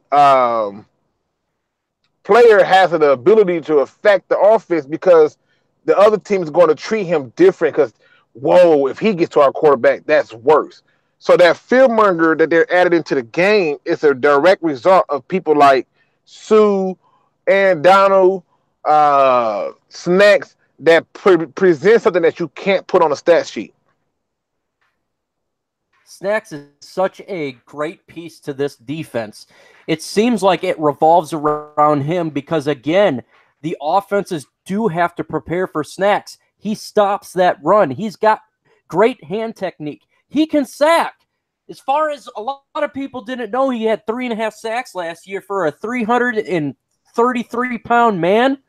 That is pretty good. He really, putting him in that defensive line helps out all the phases of the defense. The defensive line, the linebacking core, and the secondary. As soon as you have an individual like that they have to account for, all of a sudden the linebackers look better, all of a sudden the secondary looks better, and all of a sudden that whole defense goes from Yep. mediocre to much, much better. And this will go on to the fact of Tim saying we need to sign some Snacks unless it's outrageous. I think we could. This is an interesting I think that's true. one. I think we can sign Snacks Harrison. I don't think it would be outrageous.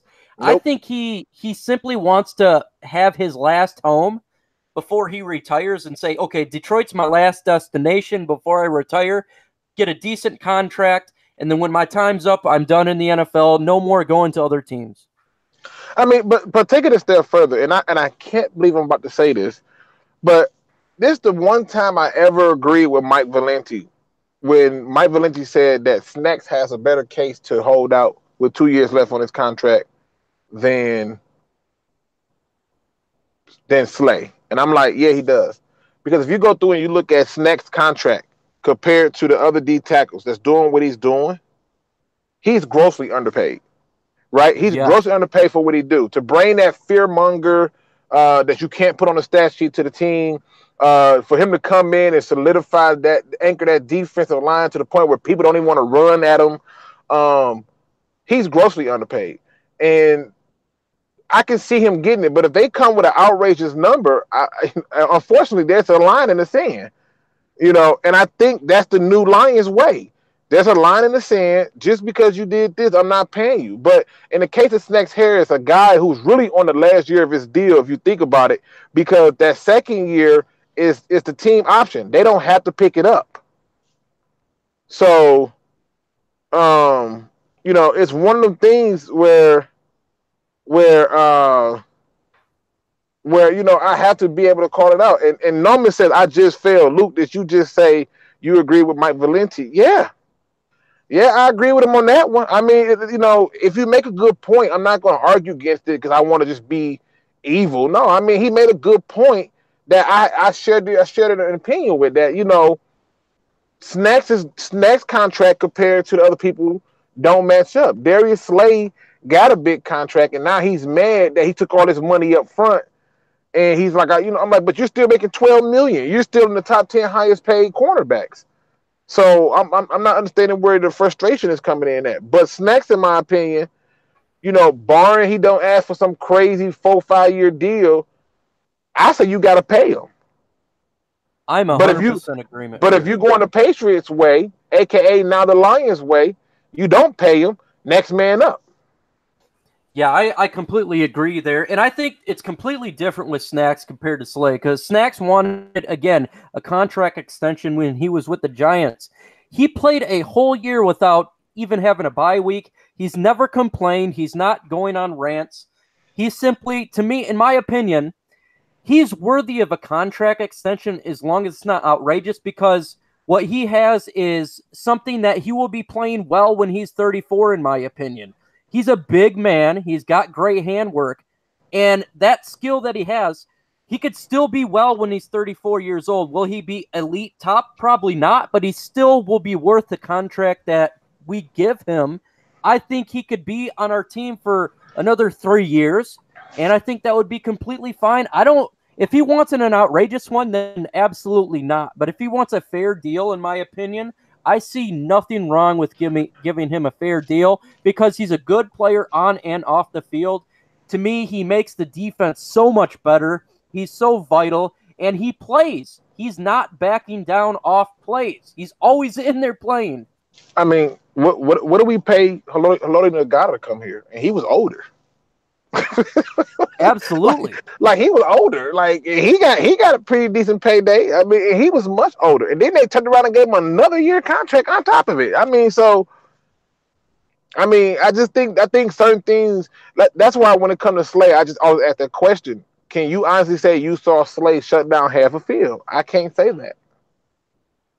And when it comes to Darius Slay, I still won't let that comment down about playing in the cold. That really upset me a little bit, and it brings me to his focus on what his focuses are. I know what Snacks' focuses are. He's a guy who wants to play the game. He's not complaining about anything, and he's a big-time playmaker. And, he's not in the Pro Bowl. He's not a known name. For some reason, he's not in the Pro Bowl. He should be, because he stops the run. And to me, that's so important. And he really changes a whole defense. To me, he's all around. It's a different situation, and I think he won't hold out. But I do think if we can give him a contract extension, I have no problem at all, even though he's got 2 years left on his deal, to give him a contract extension. I see no problem with that. Yeah, I don't either. I mean, you figure, he's making $4 million right now, like $4.5 million definitely he made $4.5 million for 2018. In 2019, he's going to make $7 million, right?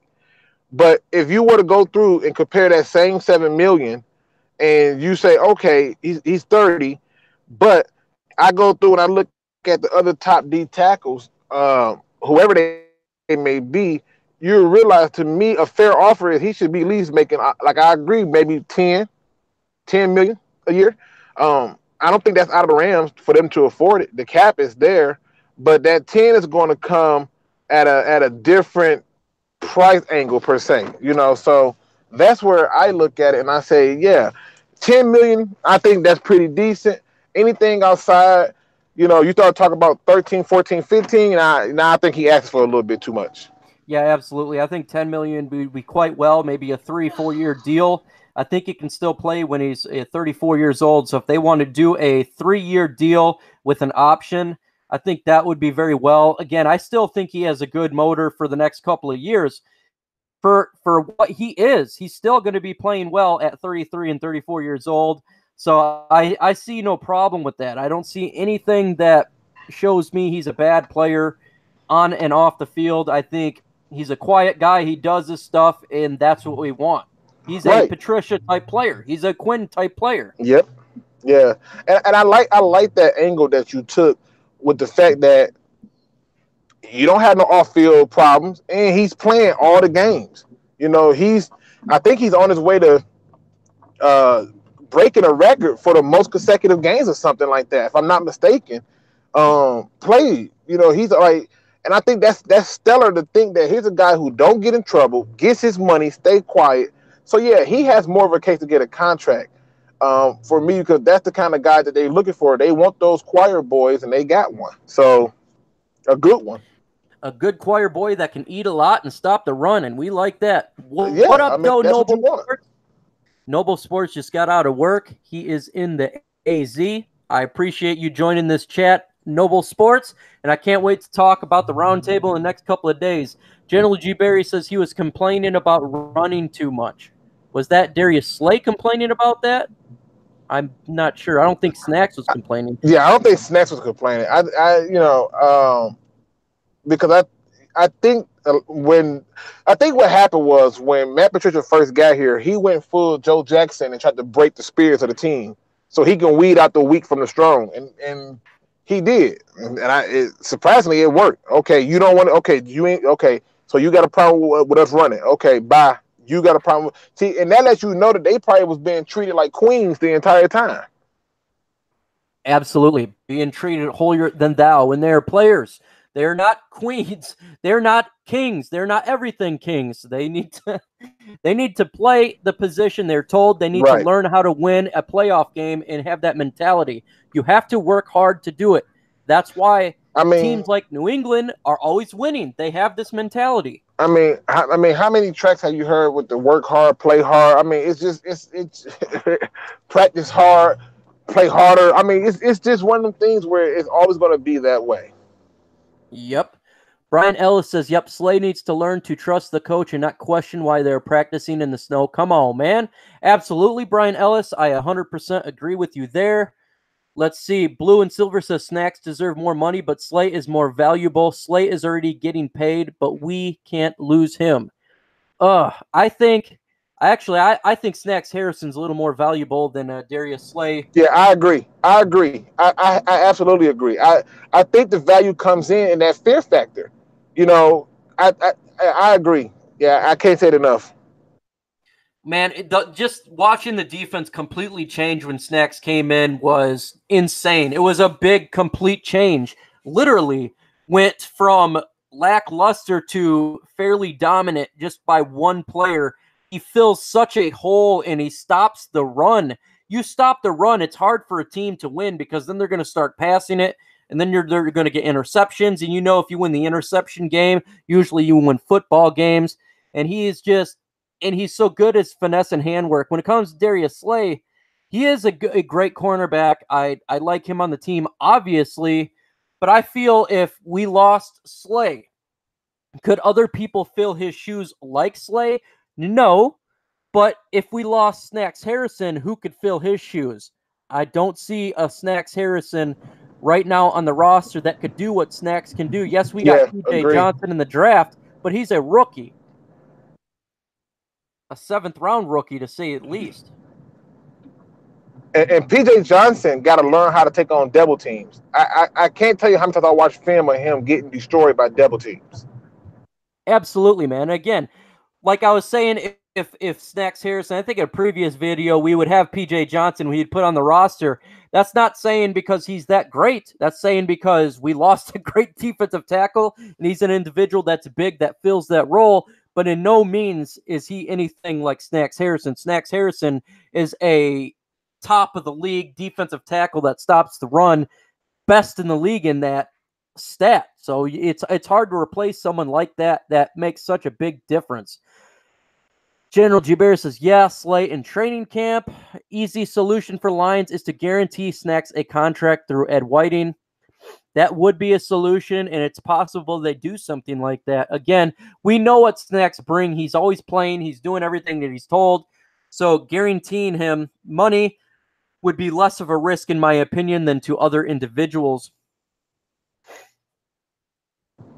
Yeah, I mean, to me, the focus should be put on giving him that last little payday, because it's clear to me that he's shown once you give him that little last payday, which probably shouldn't be that much, he's going to be loyal to your team. He's going to say, okay, I'm going to ride this out, because he know that this is going to be his last chance, and I think they should pay him. Like you said, watching that defense go from Bruce Wayne to Batman is scary when he got here. It was scary. I mean, I was like, wow, who would have thought that one move would change everything? So and he played the week he got traded, 3 days of practice. He played the next game, and he did well. It was shocking. Right. He didn't even get a bye week. He didn't even get a bye week.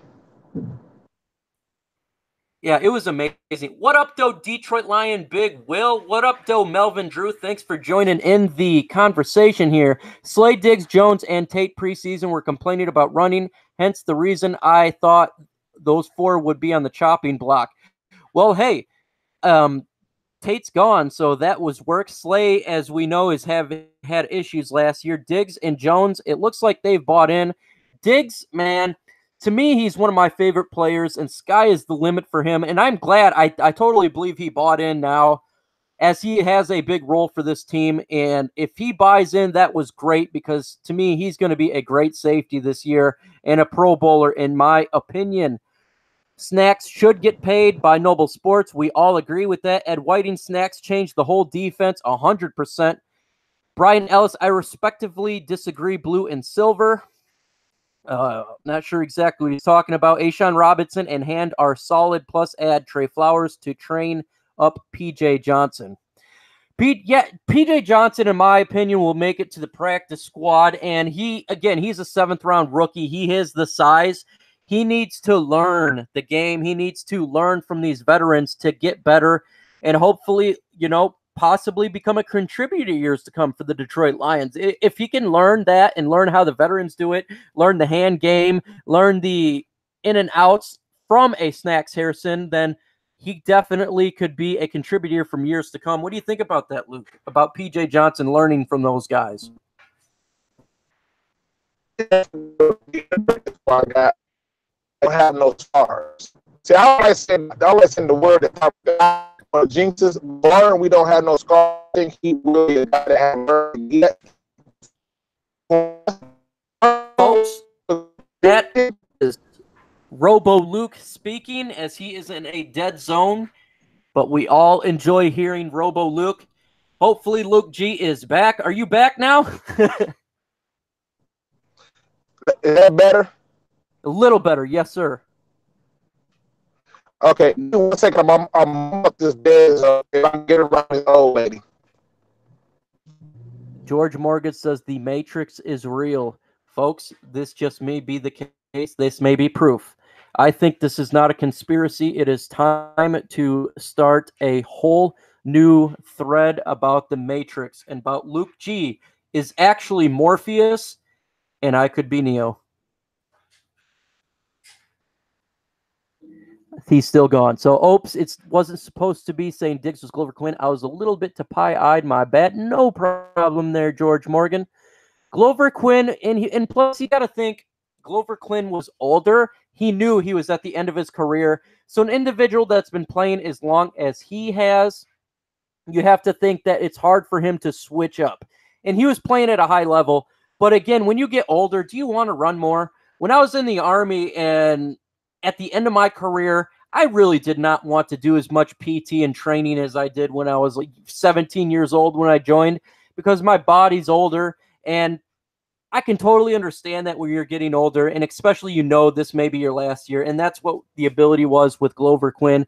And I was not mad at him at all. I have no beef at all with him. If he didn't buy in, that's perfectly fine, in my opinion, because he respectively retired from the NFL, and he's been a great Detroit Lion for many years. One of the greatest free agent pickups we've had in a long time. I absolutely like him, and hopefully he ends up going into the Lions Hall of Fame. In my opinion, I think he's definitely worthy. Everything about him was awesome. Who's Cypher? Man, who is Cypher? I don't know. Maybe CA3 could be Cypher for Carl. Bold claims there, Mike. Definitely. You got to go bold or go home. Hand, Ashawn Robinson, Snacks, Flowers, front four is solid. I am 100% with you. That is a solid front four. Sky's the limit for Hand. I cannot wait to see Hand play. In Snacks, we all know how well he is. Flowers, he's very solid for the Patriots. I cannot wait. Don't do that to Carl. Okay, I definitely won't do that to Carl. CA3, if you're listening, I truly apologize. Luke G, are you back? I believe that I am good now. I think I should be out this dead zone. Can you hear me? Yes, sir. You are now back to Luke G. Yeah. Sometimes the matrix do happen. When I got to stop those agents from trying to disrupt the order. But no, I do like the front four of the Detroit Lions. I think that this is one of those. Again, this is just one of those years where depth is literally the key word. Depth. And there's not many years you can say that for the Lions. This is the first year where everybody just hate the Lions. They're not going to do nothing. They're trash. And all the other years, for it's like the Lions are going to do this, they're going to do that. The Lions didn't. So, who's to say that it don't go in reverse? I just have a lot of confidence in this year for what the Lions is going to do. I have to make an announcement. One of my individuals I have been watching for many years, a guy who I've looked up to and loved, one of the greatest content in all Detroit sports, has entered my chat. That's Everything King. It's an absolute honor to have Mr. King in my chat. Absolutely awesome, man. What up, though? What up, though, Everything King? Yeah, I think one of the things that people are going to look at and see with this year is every time something comes up, it's going to be a different name each week that's going to look like the star. It's not going to be just one person. It's not going to be Stafford. It's not going to be Marvin Jones. It's not going to be Kerryon. It's going to be somebody different every week because they're going to constantly adjust their game plan to win games.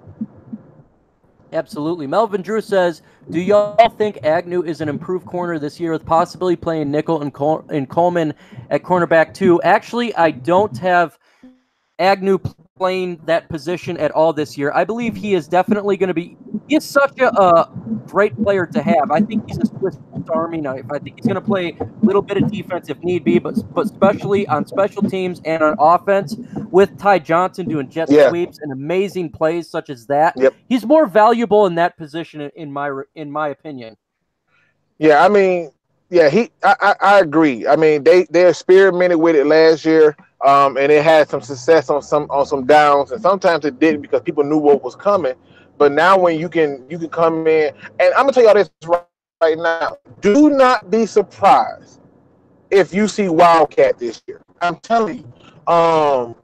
It is something that I truly believe is going to be utilized this year by the Lions. Be surprised if you see the Wildcat come out because they have the talent to do it. So I expect to see him do, like you said, knife and a little bit of everything, a little defense, mostly teams, and a little bit of offense. Absolutely, man. And if you look at Darrell Bevell, this is the type of stuff he did when he played for the Seattle Seahawks. He did a little bit of wildcat. He did a lot of jet sweeps. He did a lot of play action to the tight end. And this is what you've seen the players that we receive. We got a Jesse James. We got a TJ Hockenson. We got the tight ends that he wants to utilize. But we also have the special player and versatility of the Agnews, of the Ty Johnsons, who can do that. And if you look at the tight end that we got, one of the tight ends, I believe he's number 3 right now, is actually a former quarterback.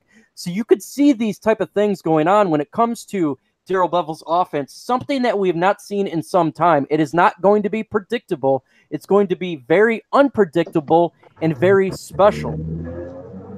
Yeah, I mean, and that's where the aim should be. That should be the target goal, for there to be confusion to the offense. I mean, why do you think the Packers picked up Michael Roberts? I needed an inside scoop. Oh, you don't know it? Yeah, you failed the physical. like, because I'm telling you, every time I think about this, I'll be like, why did they pick up Michael Roberts? Like, seriously, you got Mercedes Lewis, and you got Jimmy Graham, then you took Jay Sternberger. I'm like, where does he fit in on that? Just information that he couldn't provide. So I guess it just didn't go that way. But I'm telling you, the one thing that I think we should focus on is, especially with the training camp getting ready to start on the 18th for the rookies and the 24th, I think it is, for the vets. The one thing we should be focused on is that competition battle. Who is in, who's out, who's getting beat in a competition battle. Because that's going to be the story to tell us what we should expect from this team. If we got people on there who is winning their battles handily, and there are people we just brought in, that means that the starters that we had there need prayer, and they need to get out of here. Like, that's going to be one of the biggest things I want people to understand this year. The days of you accepting mediocrity should be over when it comes to the Lions. Absolutely, and I can't wait to see the competition in camp. This is something I'm so excited about because our depth is the highest it's been in many years than I can even remember. And when you have depth like this, you're going to see very high competition. And that is so exciting because competition breeds excellence. The more competition you have, the more the ability that these players compete against each other, the better they get, the better that the Lions as a whole gets. And it is so exciting because we've not seen this in so long. We've never had depth like this before, in my opinion. And when you have depth and you have the ability to compete, they're making each other better. So when injuries happen during the season, it's not a big drop-off.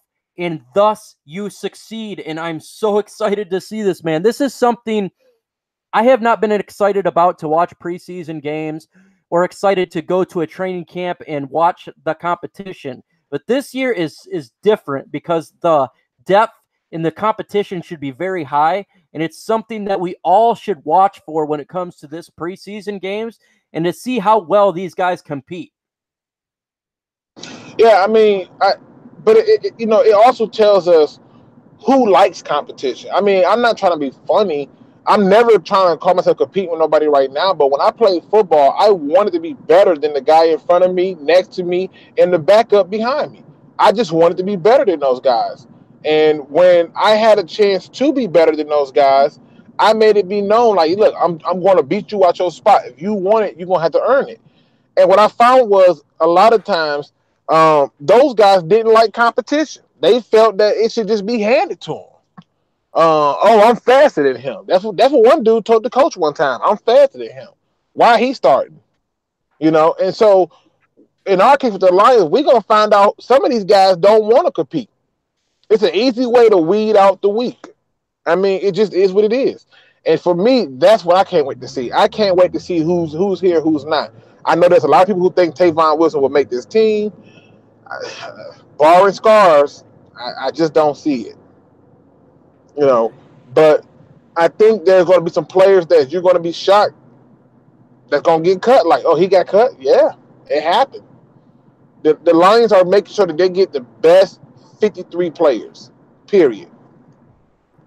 Absolutely. It's definitely, this is going to be one of the years where you're going to see players cut that you're going to believe is good. And a lot of people are going to probably get upset about it. You'll see a player here and there that maybe the fans really like, but that is not a bad thing. That means that there is so much depth on the team and the other players are just that much better. Folks, this is going to be a great year when it comes to our depth in the competition, and seeing people get cut, it's going to suck. Maybe you lose a player that you really like, but that just means the depth is that much better, because maybe a Miles Killebrew gets cut this year because there's so much depth at the linebacker and safety position. Not doesn't necessarily mean he's such a bad player. It just means that the players above him are better, and that's not a bad thing. Yeah, I agree. I think I agree, and I think most people should be excited about it. And I know that there's a lot of reasons for people like, oh, they don't never do anything, but it's a whole new season, a whole new off season. At the very least, until a snap and a down has happened, have a little optimism to understand that they're actually doing things in the right direction that should improve this team's ability to win games. And I know it's hard for you as fans to do that, but understand something with me. When the season starts, I'm going to be unequivocally unbiased and reporting what I see from game to game and telling you, like, hey, this is what I saw. Give me your take on it, because this is what I didn't like. Oh, I hated this play call on this particular situation. I felt like that was a killer. And I think if you just take a second to look at this fact that we're in the beginning stages, getting ready to come back to it, when have we ever been so doubted before? The last time we've been this doubted, we came off an 0-16 season. Absolutely. Time to Great change point. Time to change it. What up, though, Sweet Bread? Thank you for joining the chat. We are at the end of it. I'm sorry to tell you that, though.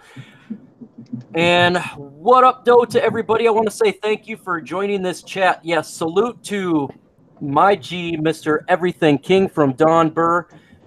Folks, I would like to give my last words first before I'm going to jump to Luke G. And I just want to say, folks, I know what the stuff's been going on with fireworks the last couple of days, but Luke G has a lot of information when it comes to football. He jumps into the playbook. He is fully committed to giving you the best facts as humanly possible. I talked to him fairly regular on the cell phone, and it is simply about conversations of football. The guy is very knowledgeable. Please, if you don't trust other people, trust me. I'm a man of respect and honor, integrity. I would not lie to you. The man is very informed when it comes to football. He's played the game, and he's doing the best he can to give you factual information from his view. It may not agree with you. You may not agree with everything that he and or I say or anybody else says, but he's giving you his opinion to the best of his ability. With that said, folks, I want to say that Tuesday I'll be hosting the roundtable, and if you've not subscribed to me, I'm a cool guy, folks. Please subscribe. Yeah, make sure you hit that subscribe button. Take this one down, Luke. Give him your last words. Hey man, listen, I appreciate you for having me on and for supporting me, man, and stuff, because I know a lot of times people have the belief that if you don't agree with somebody that you're wrong. One thing about Luke, if you ever come to me and correct me on something, I accept that correction and I don't take it no kind of way. If you ever come to me and you say something that I disagree with, I'm going to be able to support my view based on what I saw with my own two eyes and statistical evidence to support it, as well as film study if need be. I know that many times that there are some people who just think that they are the authority and guaranteed answer makers for the Detroit Lions, and that's not Luke. Luke is about being able to have dialogue and then do it intelligently and mature. So, as always, man, I just appreciate y'all supporting me. Make sure y'all hit the like and subscribe. and notification bell for Micro Mike, man, because I love what he do. Y'all may not notice, but we have a little competition going on where he tried to stump me to see if I don't know my hip hop beats. And I think right now I'm winning, but he got me on one beat because I couldn't hear it, but he got me. And it's just fun to be able to talk to people who got common sense for a change, man. So, after spending a day of talking to people who's, telling me the most craziest things, it's been frustrating. So, as always, man, I leave you with this great piece of advice. Don't be no chump. Please do your research.